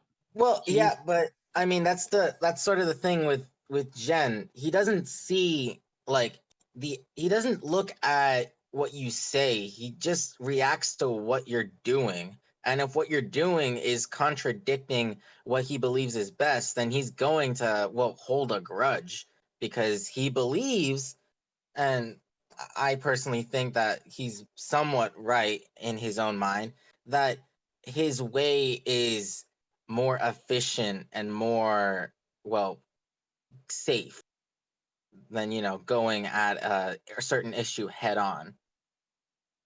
but then he has to realize at some point in the campaign that, yeah, people have their own opinions. And that's what you call character development. Woo! Yeah. Nah. Ken stays with the entire time. He never changes. No, yeah, no, he never changes. He actually becomes evil. He'll become evil, and he'll emit mass catastrophe and slaughter with the vertebrae K-47. Yep. Caesar, stop, Episode dude! 8. You're spoiling all the bullshit. Ah, god damn it! Oh, God. Fuck, guys! Shit, I did it again. You were gonna find out Fuck, Caesar is the Ah. mid boss. God damn it! Come God damn Ah. it. He was I'm really sorry. the spy the whole time, I'm guys. sorry. What? Shen was Mhm. actually I didn't a even know about sleeper that. agent. There's a traitor in the group. There's a spy, Yeah. and it's Jen. What can I Yeah. say? It's Jen. It's He Jen. joined Mao, and he had to kill Mao in order to prove his reliability. Yeah, and his exactly, alliance. exactly. It Yep, was so that that's he why doesn't look sus. why he It's killed like him. when you throw your other imposter underneath the bus so that Exactly. you Can't tell if don't you're being look serious or sus. not. Exactly. Exactly. See, Exactly. exactly. God. All right. So Mm. just forget I- everything you heard. Anyway, can't Yeah, tell forget if everything it's you true or heard. not. It's not canon. It's not canon. Let's Okay. just forget what you just heard. That's not true. Yeah, no. Unless. No, but the vertebrae K-47 it's gonna happen. oh, the vertebrae Episode- K-47 episode is 86. totally canon. No, it's not. Episode I already have designs of how it would be implemented into JoJo's. Like scientific research. Like Hell yeah. it'll work. It's gonna work. And I'll make sure it works. With the power of Hamon and fucking Shaolin ingenuity, it's gonna work. And it will happen on episode 8. Oh, I'm Yeah. excited. All right, Mm. next question time. Yeah, I think This so. is, I guess, 4A. I was just curious about in the design. As we know, Zen is a competent Hamon user, and yet he has a lot of distinct scarring and even a blind eye. And I was just wondering if I'm not sure if I fully understand the extent of Hamon healing, but why does he have at least scarring around when I think through what I understand of Hamon's capabilities, he can easily defer this. Is there some nuance to the scarring that he has, or is it I'm like so a glad. reminder of his past? I'm so glad you asked that. So, yes, what you said, reminder is past. Yeah, you pretty much got it. Because Shen does have the capability, if he wanted to take away like most of his scarring. Now, I'll admit, like it's been a long time, so I don't think he does have like the actual capability of taking like a good amount of his scars. But like with small wounds and shit like that, like he could totally make them disappear. But I will say, with his eye, he can heal his eye. He just chooses not to because he uses it as a reflection to show failure and sort of a broken soldier that is trying to like uh sort of be more and vanquish this scar. He's trying to he's trying to prove that he is better than oh fuck, I'm so sorry. I can't Trying to fucking defeat think. his demons. He's trying to defeat his demons because he knows that the scar is holding him back. But if he can vanquish the limitations that the scar provides, he knows that he is much stronger than he would have been without the scar. That's what I'm trying to say. Jeez, I'm fucking dumb with English. Work hard. Word Yeah, English hard. is a mess English of a language is pretty language. hard. It is throwing multiple languages into a blender and expecting it to be some sort of Fucking- cohesive yeah. liquid. Just to work somehow. Who fucking knows? But yeah, I get what you're Well, putting down. Thank you for yeah. answering.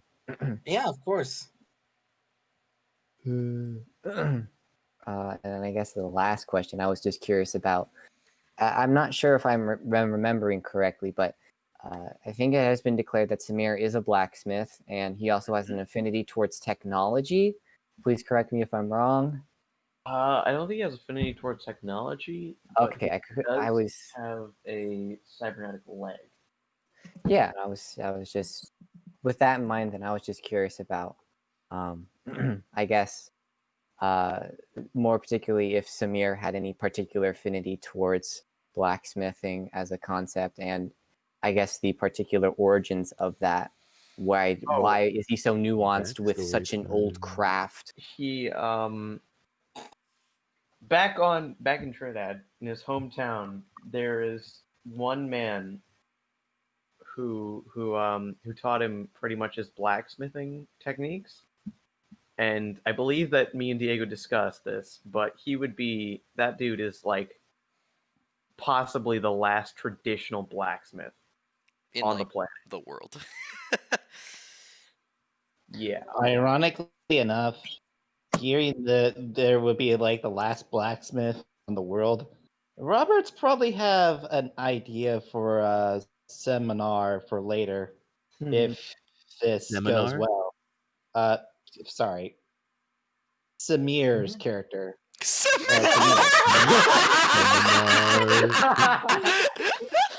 Samir is playing a character in game. Oh my god. I'm No, sorry, Samir is part of now his own. seminar. his I'm own sorry, JoJo campaign. I'm sorry, Yo. my brain So just credit farted. seminar. Oh I'm my so god. sorry. Hello, I will So be your funny. professor, Dr. Richards. You can just call me Seminar.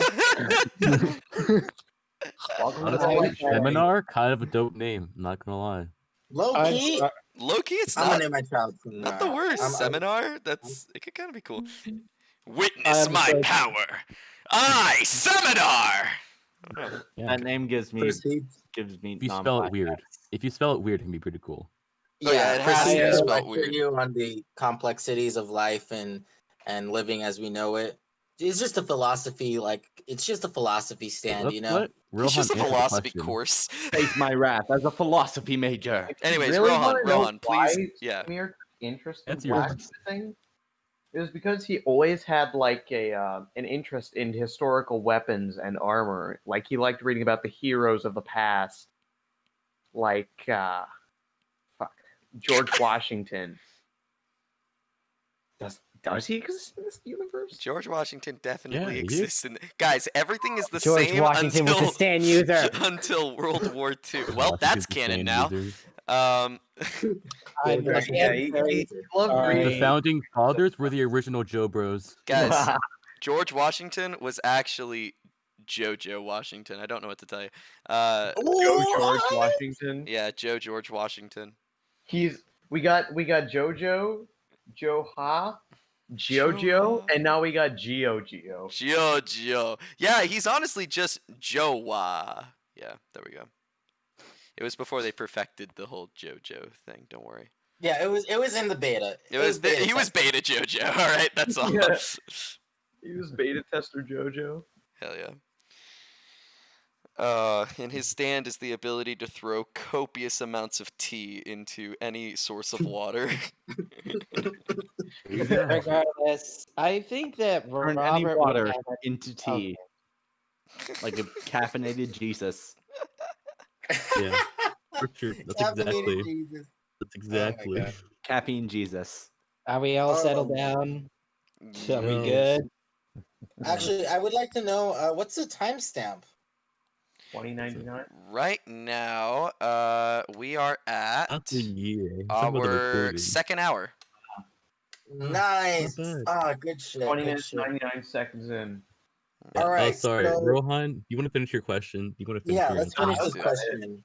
He just like reading about the heroes of like old, and he took an interest, and then he accidentally wandered in to the dude's workshop, and then he started like becoming a frequent visitor, and then it just kind of evolved into apprenticeship over the course of I think maybe like 4 or 5 years.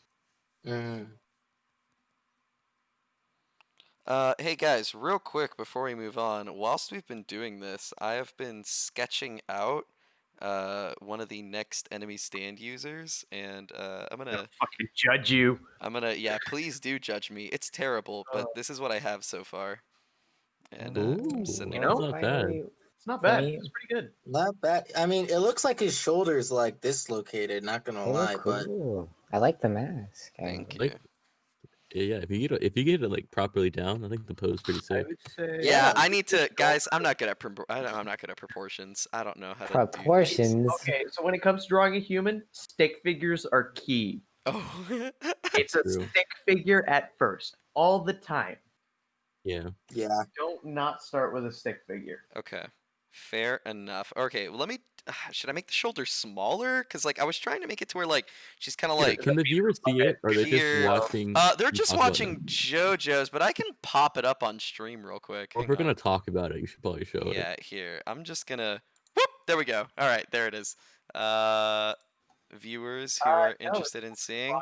That's what we have so far, and I'm trying to make it to where basically the shoulders like popping out, like as though she's like holding it forward in front of her, like and sort of like leaning back with her other shoulder. I have to fix that shoulder. It looks a little wonky. You know the easiest way to do this? Yes, Take a Sama. picture of yourself in that pose. Oh, you're so right. Why didn't I do that? Fuck. Okay, you're right. You're right. Damn, big brain drawer. Uh, Big brain The artist only here. thing oh, I'm and big for brain those at- who are curious, she has the hair of Mariah and the eyes of Gwess from Part 6. Mariah from Part 3, the one who uses the magnetic stand. I used her hair as like sort of the foundation because, hair's hard, and I it can't, is guys, It's I can't draw. It's I really need to preface this. I can't draw, and Is you know. technically one of the hardest things to draw. Oh, hey, Ghidra, is that You all did the really good questions though, you have? actually. Surprisingly with the hair, you did really well. Mhm. Cool. Well, I suppose that ends our audience question segment. I mean, Ghidra, you don't have to leave if you don't want to, but if you have stuff you have to go do, that's totally cool. I'd love to be a part of this. I have nothing else better to Oh, what do about with Kevin? my night. This I is mean, Darbi. I question: did KP by any chance KP. come along and ask their KP, question? no, KP. Oh shoot! Okay, then they have KP questions. Yeah, KP told me that he had to go and do something and that he was going to be busy until like 10. So, Ooh. yeah. sucks. So, yeah, it sucks. Yeah. It's cool though. He will definitely be on here for the next segment, that's for Yeah, we sure. could probably like we if we're still here during 10, we could just start the recording back up and snip it together. Yeah, Yeah, we could precisely. totally just have it look Mm. fluid and shit. Yeah, I Well, can edit it he- into it and see how it goes. Power of editing. Okay. If you guys want, he did send me his questions. Oh, Ooh. well Oh, then, that yeah, that works. Yeah, that let's works. just do that then. Okay. Yeah, Oh yeah, yeah, boy, for sure. he wrote them down, and I am blind as an absolute bat, so I am probably going to butcher the hell out of these questions. Hmm. But I'm going to try my hardest. Okay. Try Okay. away. Okay. Let's say if Zen saw his master with Lady Luck, would they have known about that was fucking hell. Oh, Yeah, like Genius. would KP this is mean, not like, the best with grammar. I should also preface this. if You just Jen wanna like saw Lady Luck with Mao, would he know? I'm assuming. um Let me see if I can read this better on mobile because oh well, my goodness, my do you laptop. wanna just post it in our general chat? Sure, that would be just Yeah, Do you let's have all, peachy. access to our general let's all chat? take a look at it. Okay, let's start with the first question sheet. Do. Maybe we can make like a questions chat or something. That might be good. Alright. Yeah. That If would be good. Shen saw his master with Lady Luck, would they have known about her okay with Lady Luck introduced to his As you can see, I oh am. that's master. Forgot name to help him. Okay, so here I can actually read this kind of. If Shen saw his master with Lady Luck, wouldn't they have known about her was Lady Luck introduced his master? Oh, I see. got So he's name to asking help him with the like quest. if they like would Shen have known that Lady Luck was a thing if she had seen both of them together, or if Shen had seen both of them together at once? Uh, Huh. I think, right? That kind of makes sense, right? Like, I think so. right? I think it's trying to say like, has Lady Luck been around for a while such that Shen would know? Already, right off the bat, no. That would literally be impossible. Alpacas, I do not think can even live that long. That would have been legit. Oh wait, oh the llama. That's right. Yeah, the Lady Alpaca. Luck Alpaca. would have to be what some odd 40 years old Mm. or some shit. At least Hamon like alpaca. at least Hamon 20. alpaca. Oh, Lady At Luck least was 20. originally going to be a vampire alpaca, but I decided against it. Yeah, I thought you were going in that direction with the red eyes and all that. Yeah, no, I decided to just make her menacing with red eyes. That's all. Like this llama is too demonic looking to not be a vampire. She's a sweetheart. Yeah. She's a sweetheart. I Uh-huh. love I her. think KP's also disagree. asking. I think KP also might be asking if Shen had saw Master with Lady Luck, and if they had met Lady Luck, is if she could have introduced Shen to her master and possibly helped with Mao's quest. Oh, I see. Oh, So Oh. if Shen had known that Lady Luck was connected to Mao, it was possible that maybe Lady Maybe, Luck could but have. I don't think Shen would have well, one, taken any of that shit, because one, that's total bullshit. To join the Forsaken Master who like betrayed his entire like civilization, who was slaughtered by the same people he just decides to join to like help. Oh yeah, Like Mao's a I piece like of shit, Jen. guys. Let me put it this way: his bravery. This is how much of a coward he is. He has a 2 in bravery, just because a 1 would have literally been like the biggest weakness ever. He has a 2 in bravery. He would have ran away if you guys tried to like scare him or some shit. Wow. Yeah, All right. but yeah, that's pretty much I guess the answer to that question.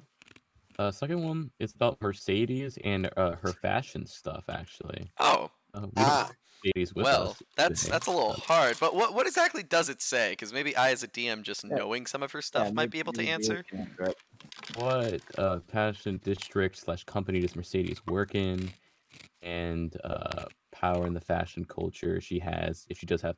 Okay, so she's asking how powerful Mercedes is in the fashion industry. Oh, I What see, I company see, I she see. works for. So she is a rising star within the fashion industry. Specifically, she works for Sakito Studios, underneath her mentor, Sakito, Mr. Sakito.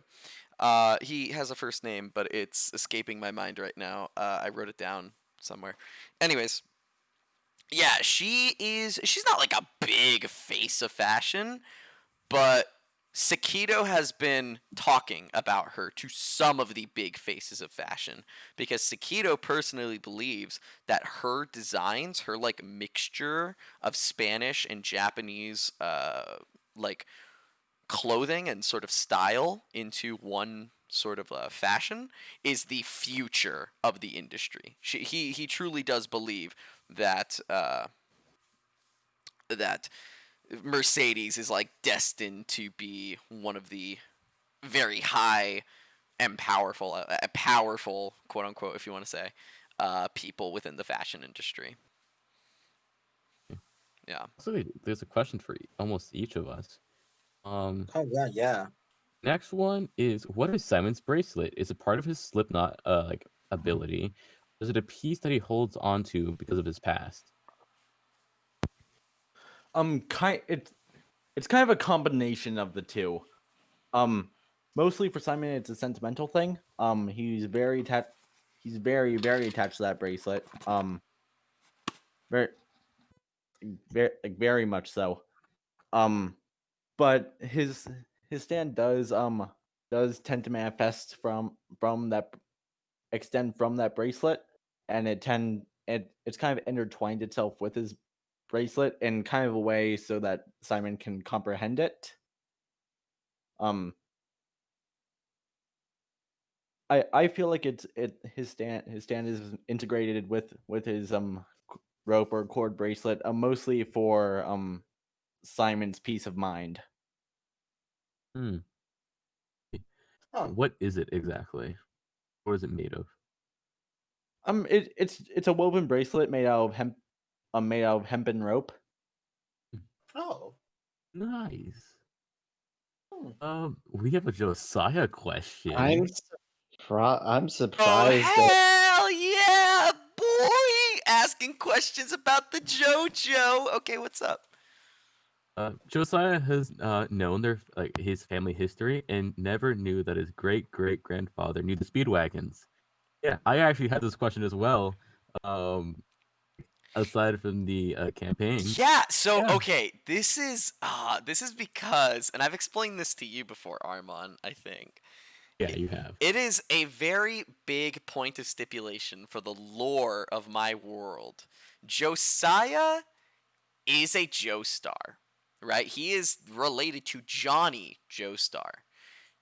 The thing is that when the universe was reset, people's souls still existed, right? However, the reset of the universe caused Jonathan's Joestar, his soul, to be split in between two people, Jonathan and then Johnny. So so it's important to stipulate that the events of part 1 happen, but they are separate from the events of part 7. They both simultaneously take place in my universe, at least. And so Josiah only knows the family history of of Johnny and Gyro, and the rest of the people who were involved in that. And it should also be a form of stipulation. Diego Brando and Dio are both two of the same soul, but the soul has been split as well. So Dio and everything that happened with the Speedwagons in part 1 happens. However, the Speedwagons are only sort of aware, and the Joestars who are directly related to Jonathan are aware of those things that happened, and only of those things that happened. Johnny is sort of like, if you wanted to put it, because they both don't know each other exists, right? Like, they don't know that there is a Joestar in America named Johnny, right? Yeah. When they do eventually find out, because, Johnny's like this big horse jockey, and, the Joestars are very big and powerful in England, it's sort of stipulated and sort of just like figured out that they are either one, very, very distant relatives, or two, just a case of two families having the same name. Nice. Yeah. Damn. We Fascinating. have the Speedwagons, we have the Joestars. Now we just need a Zeppeli NPC. Might happen. It might happen. Uh, It might. Who knows? Maybe. No. Maybe not. Maybe. Probably not. Maybe. No. Maybe. Yeah. Maybe. Maybe. I mean, technically, the only thing I thought about it now is, excuse me. God, I just had it on the top of my head. Oh, right. The fact that a Speedwagon is still standing, it's just that he's the last of his known, lineage, and is kind of like a very good turn of events to a certain Joestar, but, Indeed. Mm. You know how it be. You know how it be. Oh Be yeah, like that reminds me. Mishi would. I mean, I never actually went back into Robert's backstory, haven't I? How about like, touched you on go it. into that on question 6? Yeah, Because right now because it's let's sort of focus on the questions as they come. So, yeah, I Yeah. hope that answered that question for Josiah at least. Some I think it bullshit did. cousins. The real shame that Um, KP wasn't here to give their sentiment on it. Yeah. think Alright. it sure. So question 5 is for Question five. Tano. Yeah. Basically, it's how the hammerheads were formed. Yeah. I think And this if is he pretty much has what he's saying. yeah. Question 5, Tano, how did the hammerheads, or how are they formed? And just for hilarity, does Tano have any ridiculous hobbies like train collection? I think we gotta focus on that second question. Oh yeah. Does Tano collect trains? Yes. I think the answer is canonically yes. I think absolutely. Now we're gonna find that out about Tano, guys. I hope you're excited. Canon Tano, now. he likes You- trains. He likes you- trains. He doesn't know God why. damn it, He just He doesn't know why. Go He fast. likes trains. It's the future. Shit's fast. They go And fast. in the swear to future, God. shit's fast. That's all I'm saying. I swear to God, this stupid freaking head mic and stupid. Bleh. I accidentally, for some odd reason, my computer unmuted itself when I was watching a video when I was supposed to be on mute. Nice. Ah! For the first question, which is how hammerheads were formed. The hammerheads were formed around like late middle school, early high school. Essentially, Chano had gone to the aquarium on a field trip one day, right? and he wandered off, and he went to the shark exhibit because he 'Cause- thought sharks were cool, Yeah, right? because come on, sharks are cool, And guys. the sharks are cool. And so he goes there and he sees a hammerhead shark, and he looks at the shark, and the shark like looks back at him, and like he forms this like weird connection with this hammerhead shark. He kind of feels like there's similarities in a lot of ways of them both being very aggressive people, right?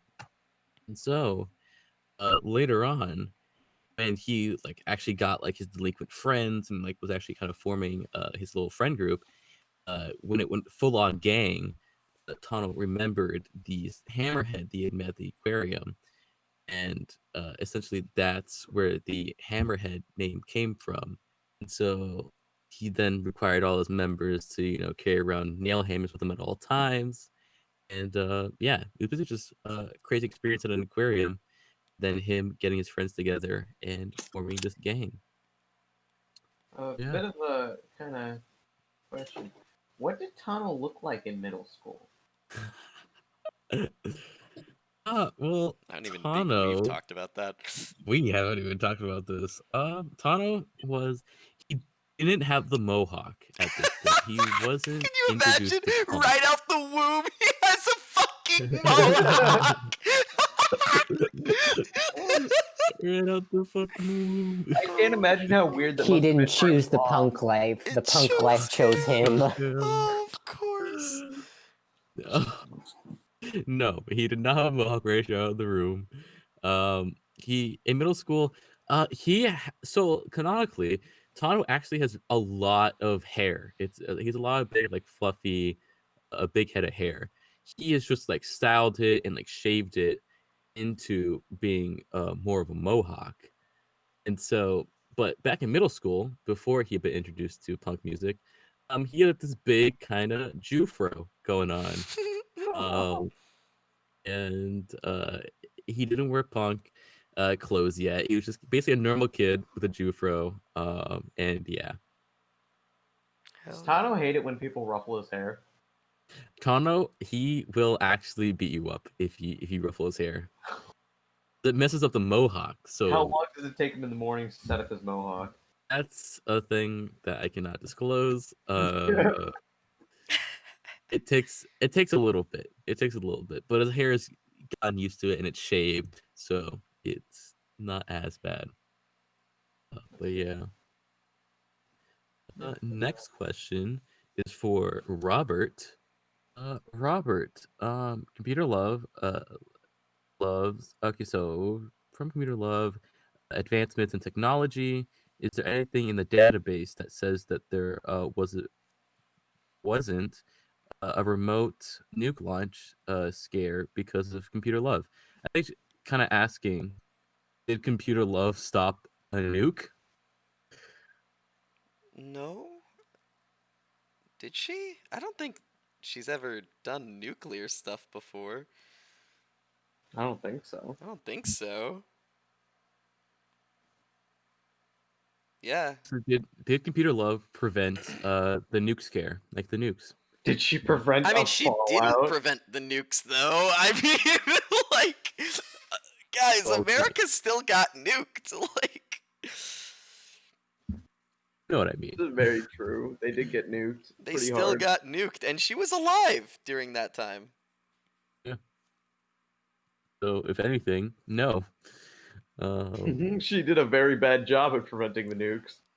I don't even think she actively tried to prevent the nukes. It was not in her interest to prevent the nukes. There wasn't a remote nuke launch scare because of Computer Love. Computer Love does not care for humans. She only cares for the Speedwagon Foundation. She only cares for the Speedwagons and their family. Now, granted, yes, were the Speedwagons in America at the time and, needed to flee after the nuking? Of course. However, let me ask you this. How does a digital computer stop a nuclear warhead? When you answer that, then sure. Hacking. Oh yeah? Hack into the You just nuclear hack into it. You warhead? just hack into, yep, hack into it. Hacking Yep, the that's mainframe. it. Oh, Mhm. you know what, guys? Got me. You got me. Yep. And actually, that's how you figured out that the nukes actually were It was Nuclear Love. They weren't even supposed to hit Washington and New York, but she Nuclear Love. purposely Computer made them. Love Requiem is just Yeah. called Nuclear Love. Nuclear Honestly? Love. Lay all your love God on me. damn. Nah. Lamau. Uh, Hell yeah. Robert has dipped for a little bit, so we're gonna move on to the next one. Indeed. I'm gonna go off and eat dinner. Yeah. So. All right. Well, actually, this question's for you. This question's for you. Oh shit. Rohan. Yeah, just do it real quick. So, hang on. I think they confused Simon and Samir They might have. because talking about blacksmithing. Yeah. What are Samir's greatest creations if they are blacksmiths? And if that's the case, can you actually shorten and grow anvils? Not sharpen Whoa. and It says, I think that says Anubis. a new I see. Adubis. Finally. Yeah, can Samir sharpen and grow Anubis? I have no Whoa. fucking clue. I'm gonna tell you right now. That's a Diego Probably not. Anubis is made from a very, very strange metal and also has the ability to phase through solid objects, which is something we didn't get to see in that last fight, and it was so upset. But Oh yeah. and yeah, Anubis can be mended and broken. We've seen it before. I mean, that's Yeah. what Star Platinum did to it. Assuming that Samir can hold it without being, possessed, I see no reason why not. Yeah, you can totally sharpen a sword. And I don't know if he can lengthen Anubis. That might be a stretch. He can definitely shorten Anubis. Increase Anubis's A girth. stretch. You could make Girth. Anubis into a small I knife. could imagine if Samir could just turn Anubis into a great sword. Oh my god. Oh, But yeah, you could no. definitely make him into a knife if you wanted. Use a little dagger. That's it. Yeah. Okay, I'm down. But yeah, also the other half of the question is, what are Samir's greatest creations? His greatest creation would have to be his kind of piece de resistance would have to be what he's working on right now as he's being employed, which is a replica of an extremely ancient sword from what period was it, Diego? Dude, it's fucking actually Meiji Restoration Japan. Yeah, When that's the It's very emperor, old. yeah, when the emperor when the emperor ship was established in Japan after the age of shogun, after the shogunate. Damn. The sword Mhm. you just found though is legit from the shogunate. That's gonna be his sword. Nobody's touching that. That's his. That's his. Shen That's looks his at big you with stabby disgust. slash. With murderous intent. Fuck you! I'll do what I Murderous want. intent. I'll kill you with my wooden sword. Just watch me, Your bitch. dumb wooden sword. I've got an ancient sword. But the wooden Ancient sword sword turned out don't mean common. shit. It means more than your flimsy little piddly wooden sword. I mean, you kind of got a Oh, point flimsy. there. Flimsy. kinda It's cut not it All right, off, talk flimsy, to me but when I have Haman coursing through your body after I've impaled you with a flimsy wooden sword. I'll impale you first. It's just Yeah. saying. Bitch, fight me. I'll do it for bet. Shen will kill you with his Shaolin martial arts. He doesn't even have to try. Samir's on his off time has been reading those books and practicing the fuck out of hell yeah, all the martial arts that were in Mao's house. dude, he's got a lot of there is legit capoeira in that bitch. Oh man, I can't believe you took all that for yourself. God damn it, Shen should have just gone in there and taken some. Mine. Yeah, dude, you legit have some Brazilian dance fighting in that bitch. So, oh man, I mean, that's all the questions from KP that we have. So cool. Well, that finishes, I guess, our audience Q&A section. Amazing. So now, that was pretty fucking good. yeah, Fun. wow, those are really good. Thank you so much, Ghidra. Those fucking questions were awesome. Fuck Yeah. Welcome. Glad to help. yeah, definitely gonna have to bring you on here again because holy shit, that was Oh, hell really yeah. really good. Oh yeah. Oh, I guess if you're, I mean, if you guys are wrapping up, then I had one last question. I Oh, guess. go ahead. Oh yeah, Go for for sure. it. Go for it. Go Um, for it. Yeah. So I did participate in my first ever session. I think you know about this I flame do. about with Mimi's. Mm-hmm. Yeah, So yeah. In yeah, Crystal River Raw. and Yeah. yep, real nice. I played a villain, so that was really fun. Check it out if you want.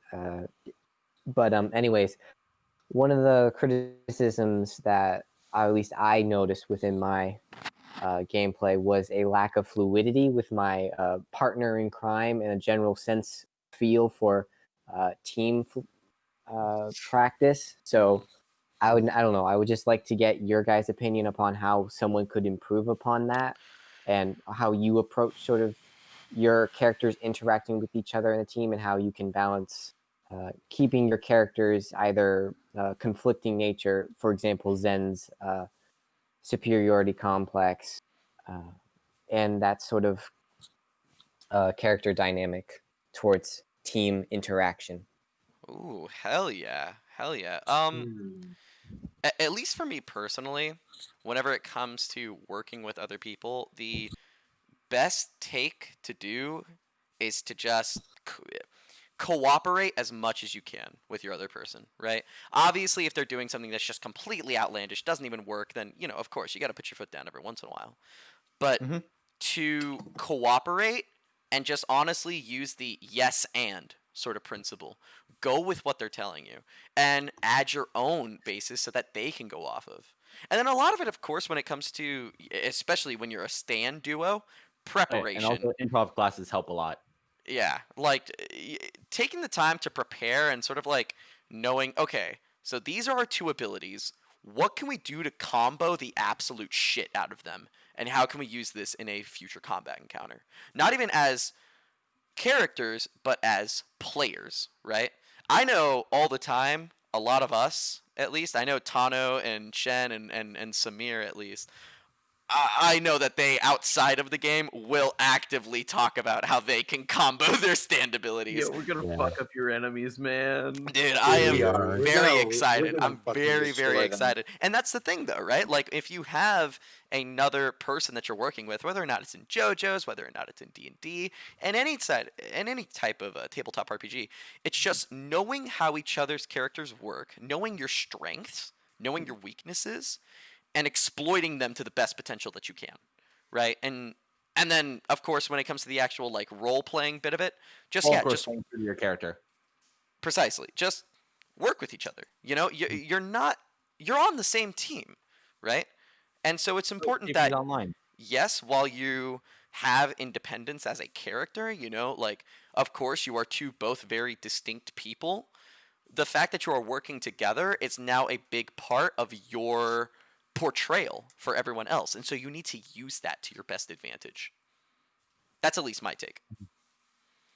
Yeah. Um, So setting things up for your partner to like slam dunk in, also really works out really well.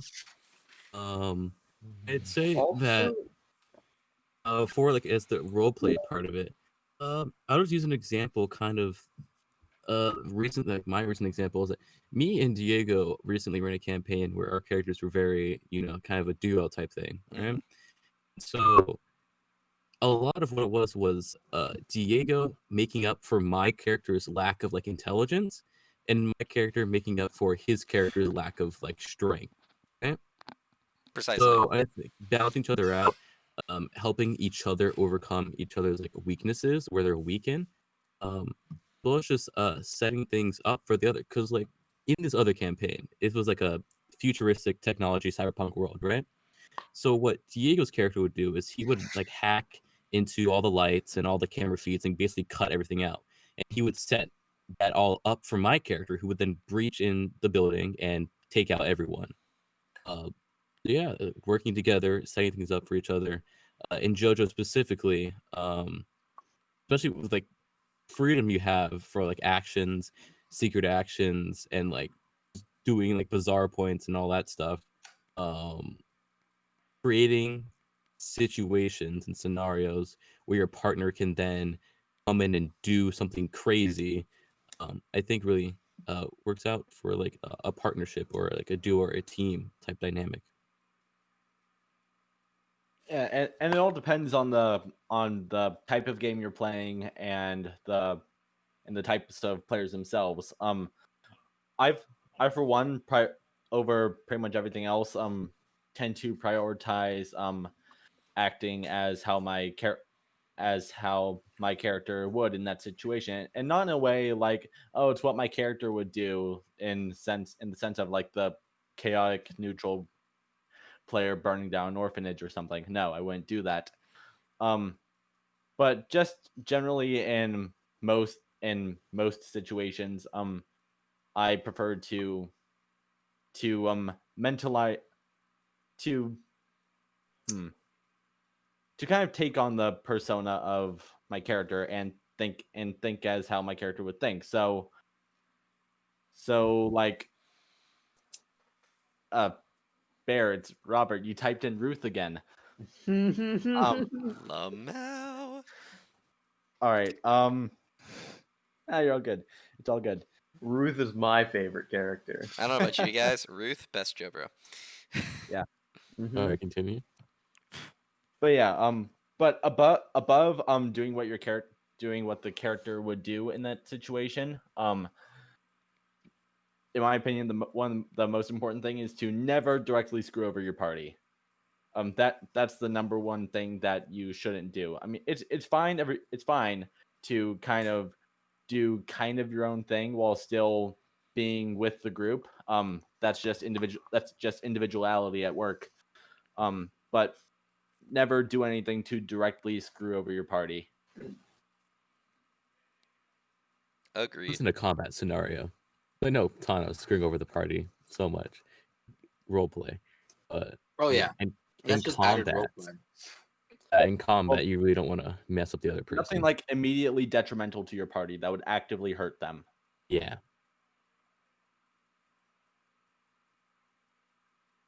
Hell to Okay. the yeah.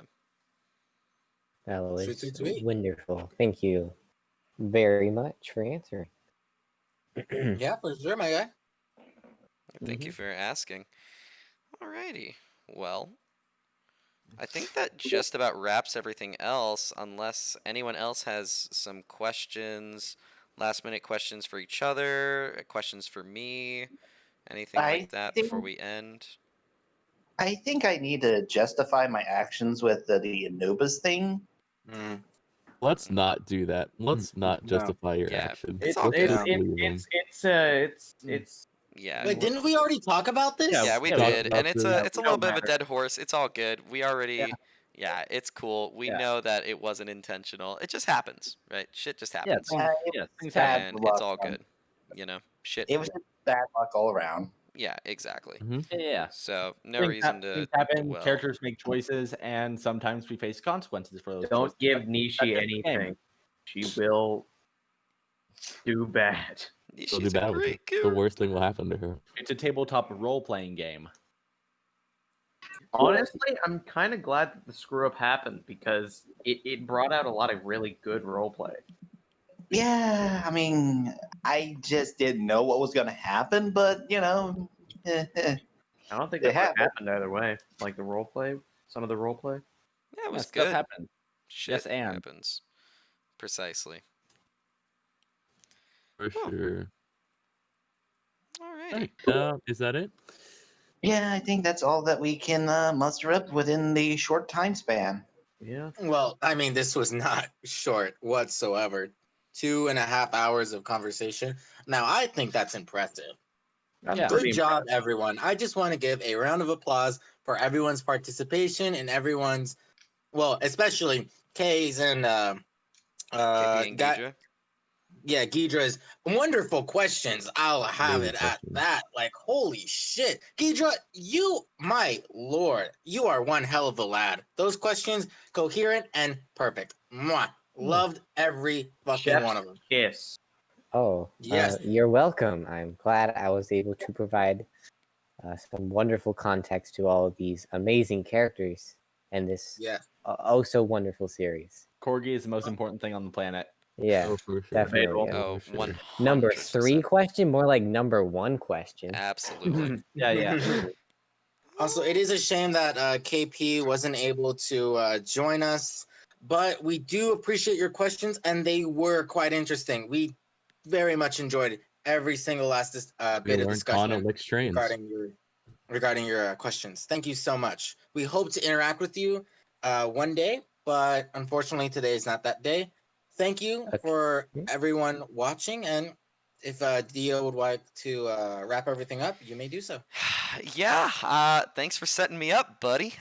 Yeah, honestly, with that, this has been a hell of a ride. We thank you so much for joining on this very non-traditional episode. Very much different from the stuff that we usually make. Every But fifth episode. every 5th episode, this is going to happen. And you know This what? is We're gonna be a regular glad thing. you liked it anyways. We had a lot of fun. And, oh man, I think I realized that I didn't have the JoJo's going that whole time. Not the whole time, at least for a little bit, but it's okay. We will promote this on the stream. Yes, indeed. Over on stream. So, Thank you so much, Ghidra. Thank you, everyone, for watching. Also, check out Sequence Break. Check out Rick and Well, Mimi. hell yeah. oh my god, please Yeah, check out Sequence absolutely Break. check out Check out Star They're so Road good. Now. Check out They're so Seven good. Strings. Check They're out so good. fucking Mimi's. Guys, it's so good. It is so fucking good. It's They're awesome. great people with great content. Absolutely. Literally watch everything. Watch Watch everything. it. You will not regret You it. Our won't stuff, fucking watch their regret it. stuff. Anyways. JoJo TTRPG is a whole ever. ride. It really It is. really is. Oh Good one, man. though. Well, Mhm. I think I'll go ahead and take the liberty of saying we're gonna end it there, folks. Again, yeah, Thank you, thanks for thank you. everything. We can't wait to see you again. 5th episode. This is gonna happen again. So yeah, everyone, if you wouldn't mind, let's say bye. Catch you later, everyone. Bye-bye. Bye-bye. Until next Yeah, time. have a wonderful rest of your day. Make sure to like and subscribe, guys. Bye. Oh, you're Pound that finally a like YouTuber button. now. You finally said it. Oh, Yeah, I click did. that I'm a bell. Said the sellout. thing, guys. You I'm said the thing. a sellout. Oh, you I said the funny. You simp did the funny. for capitalism.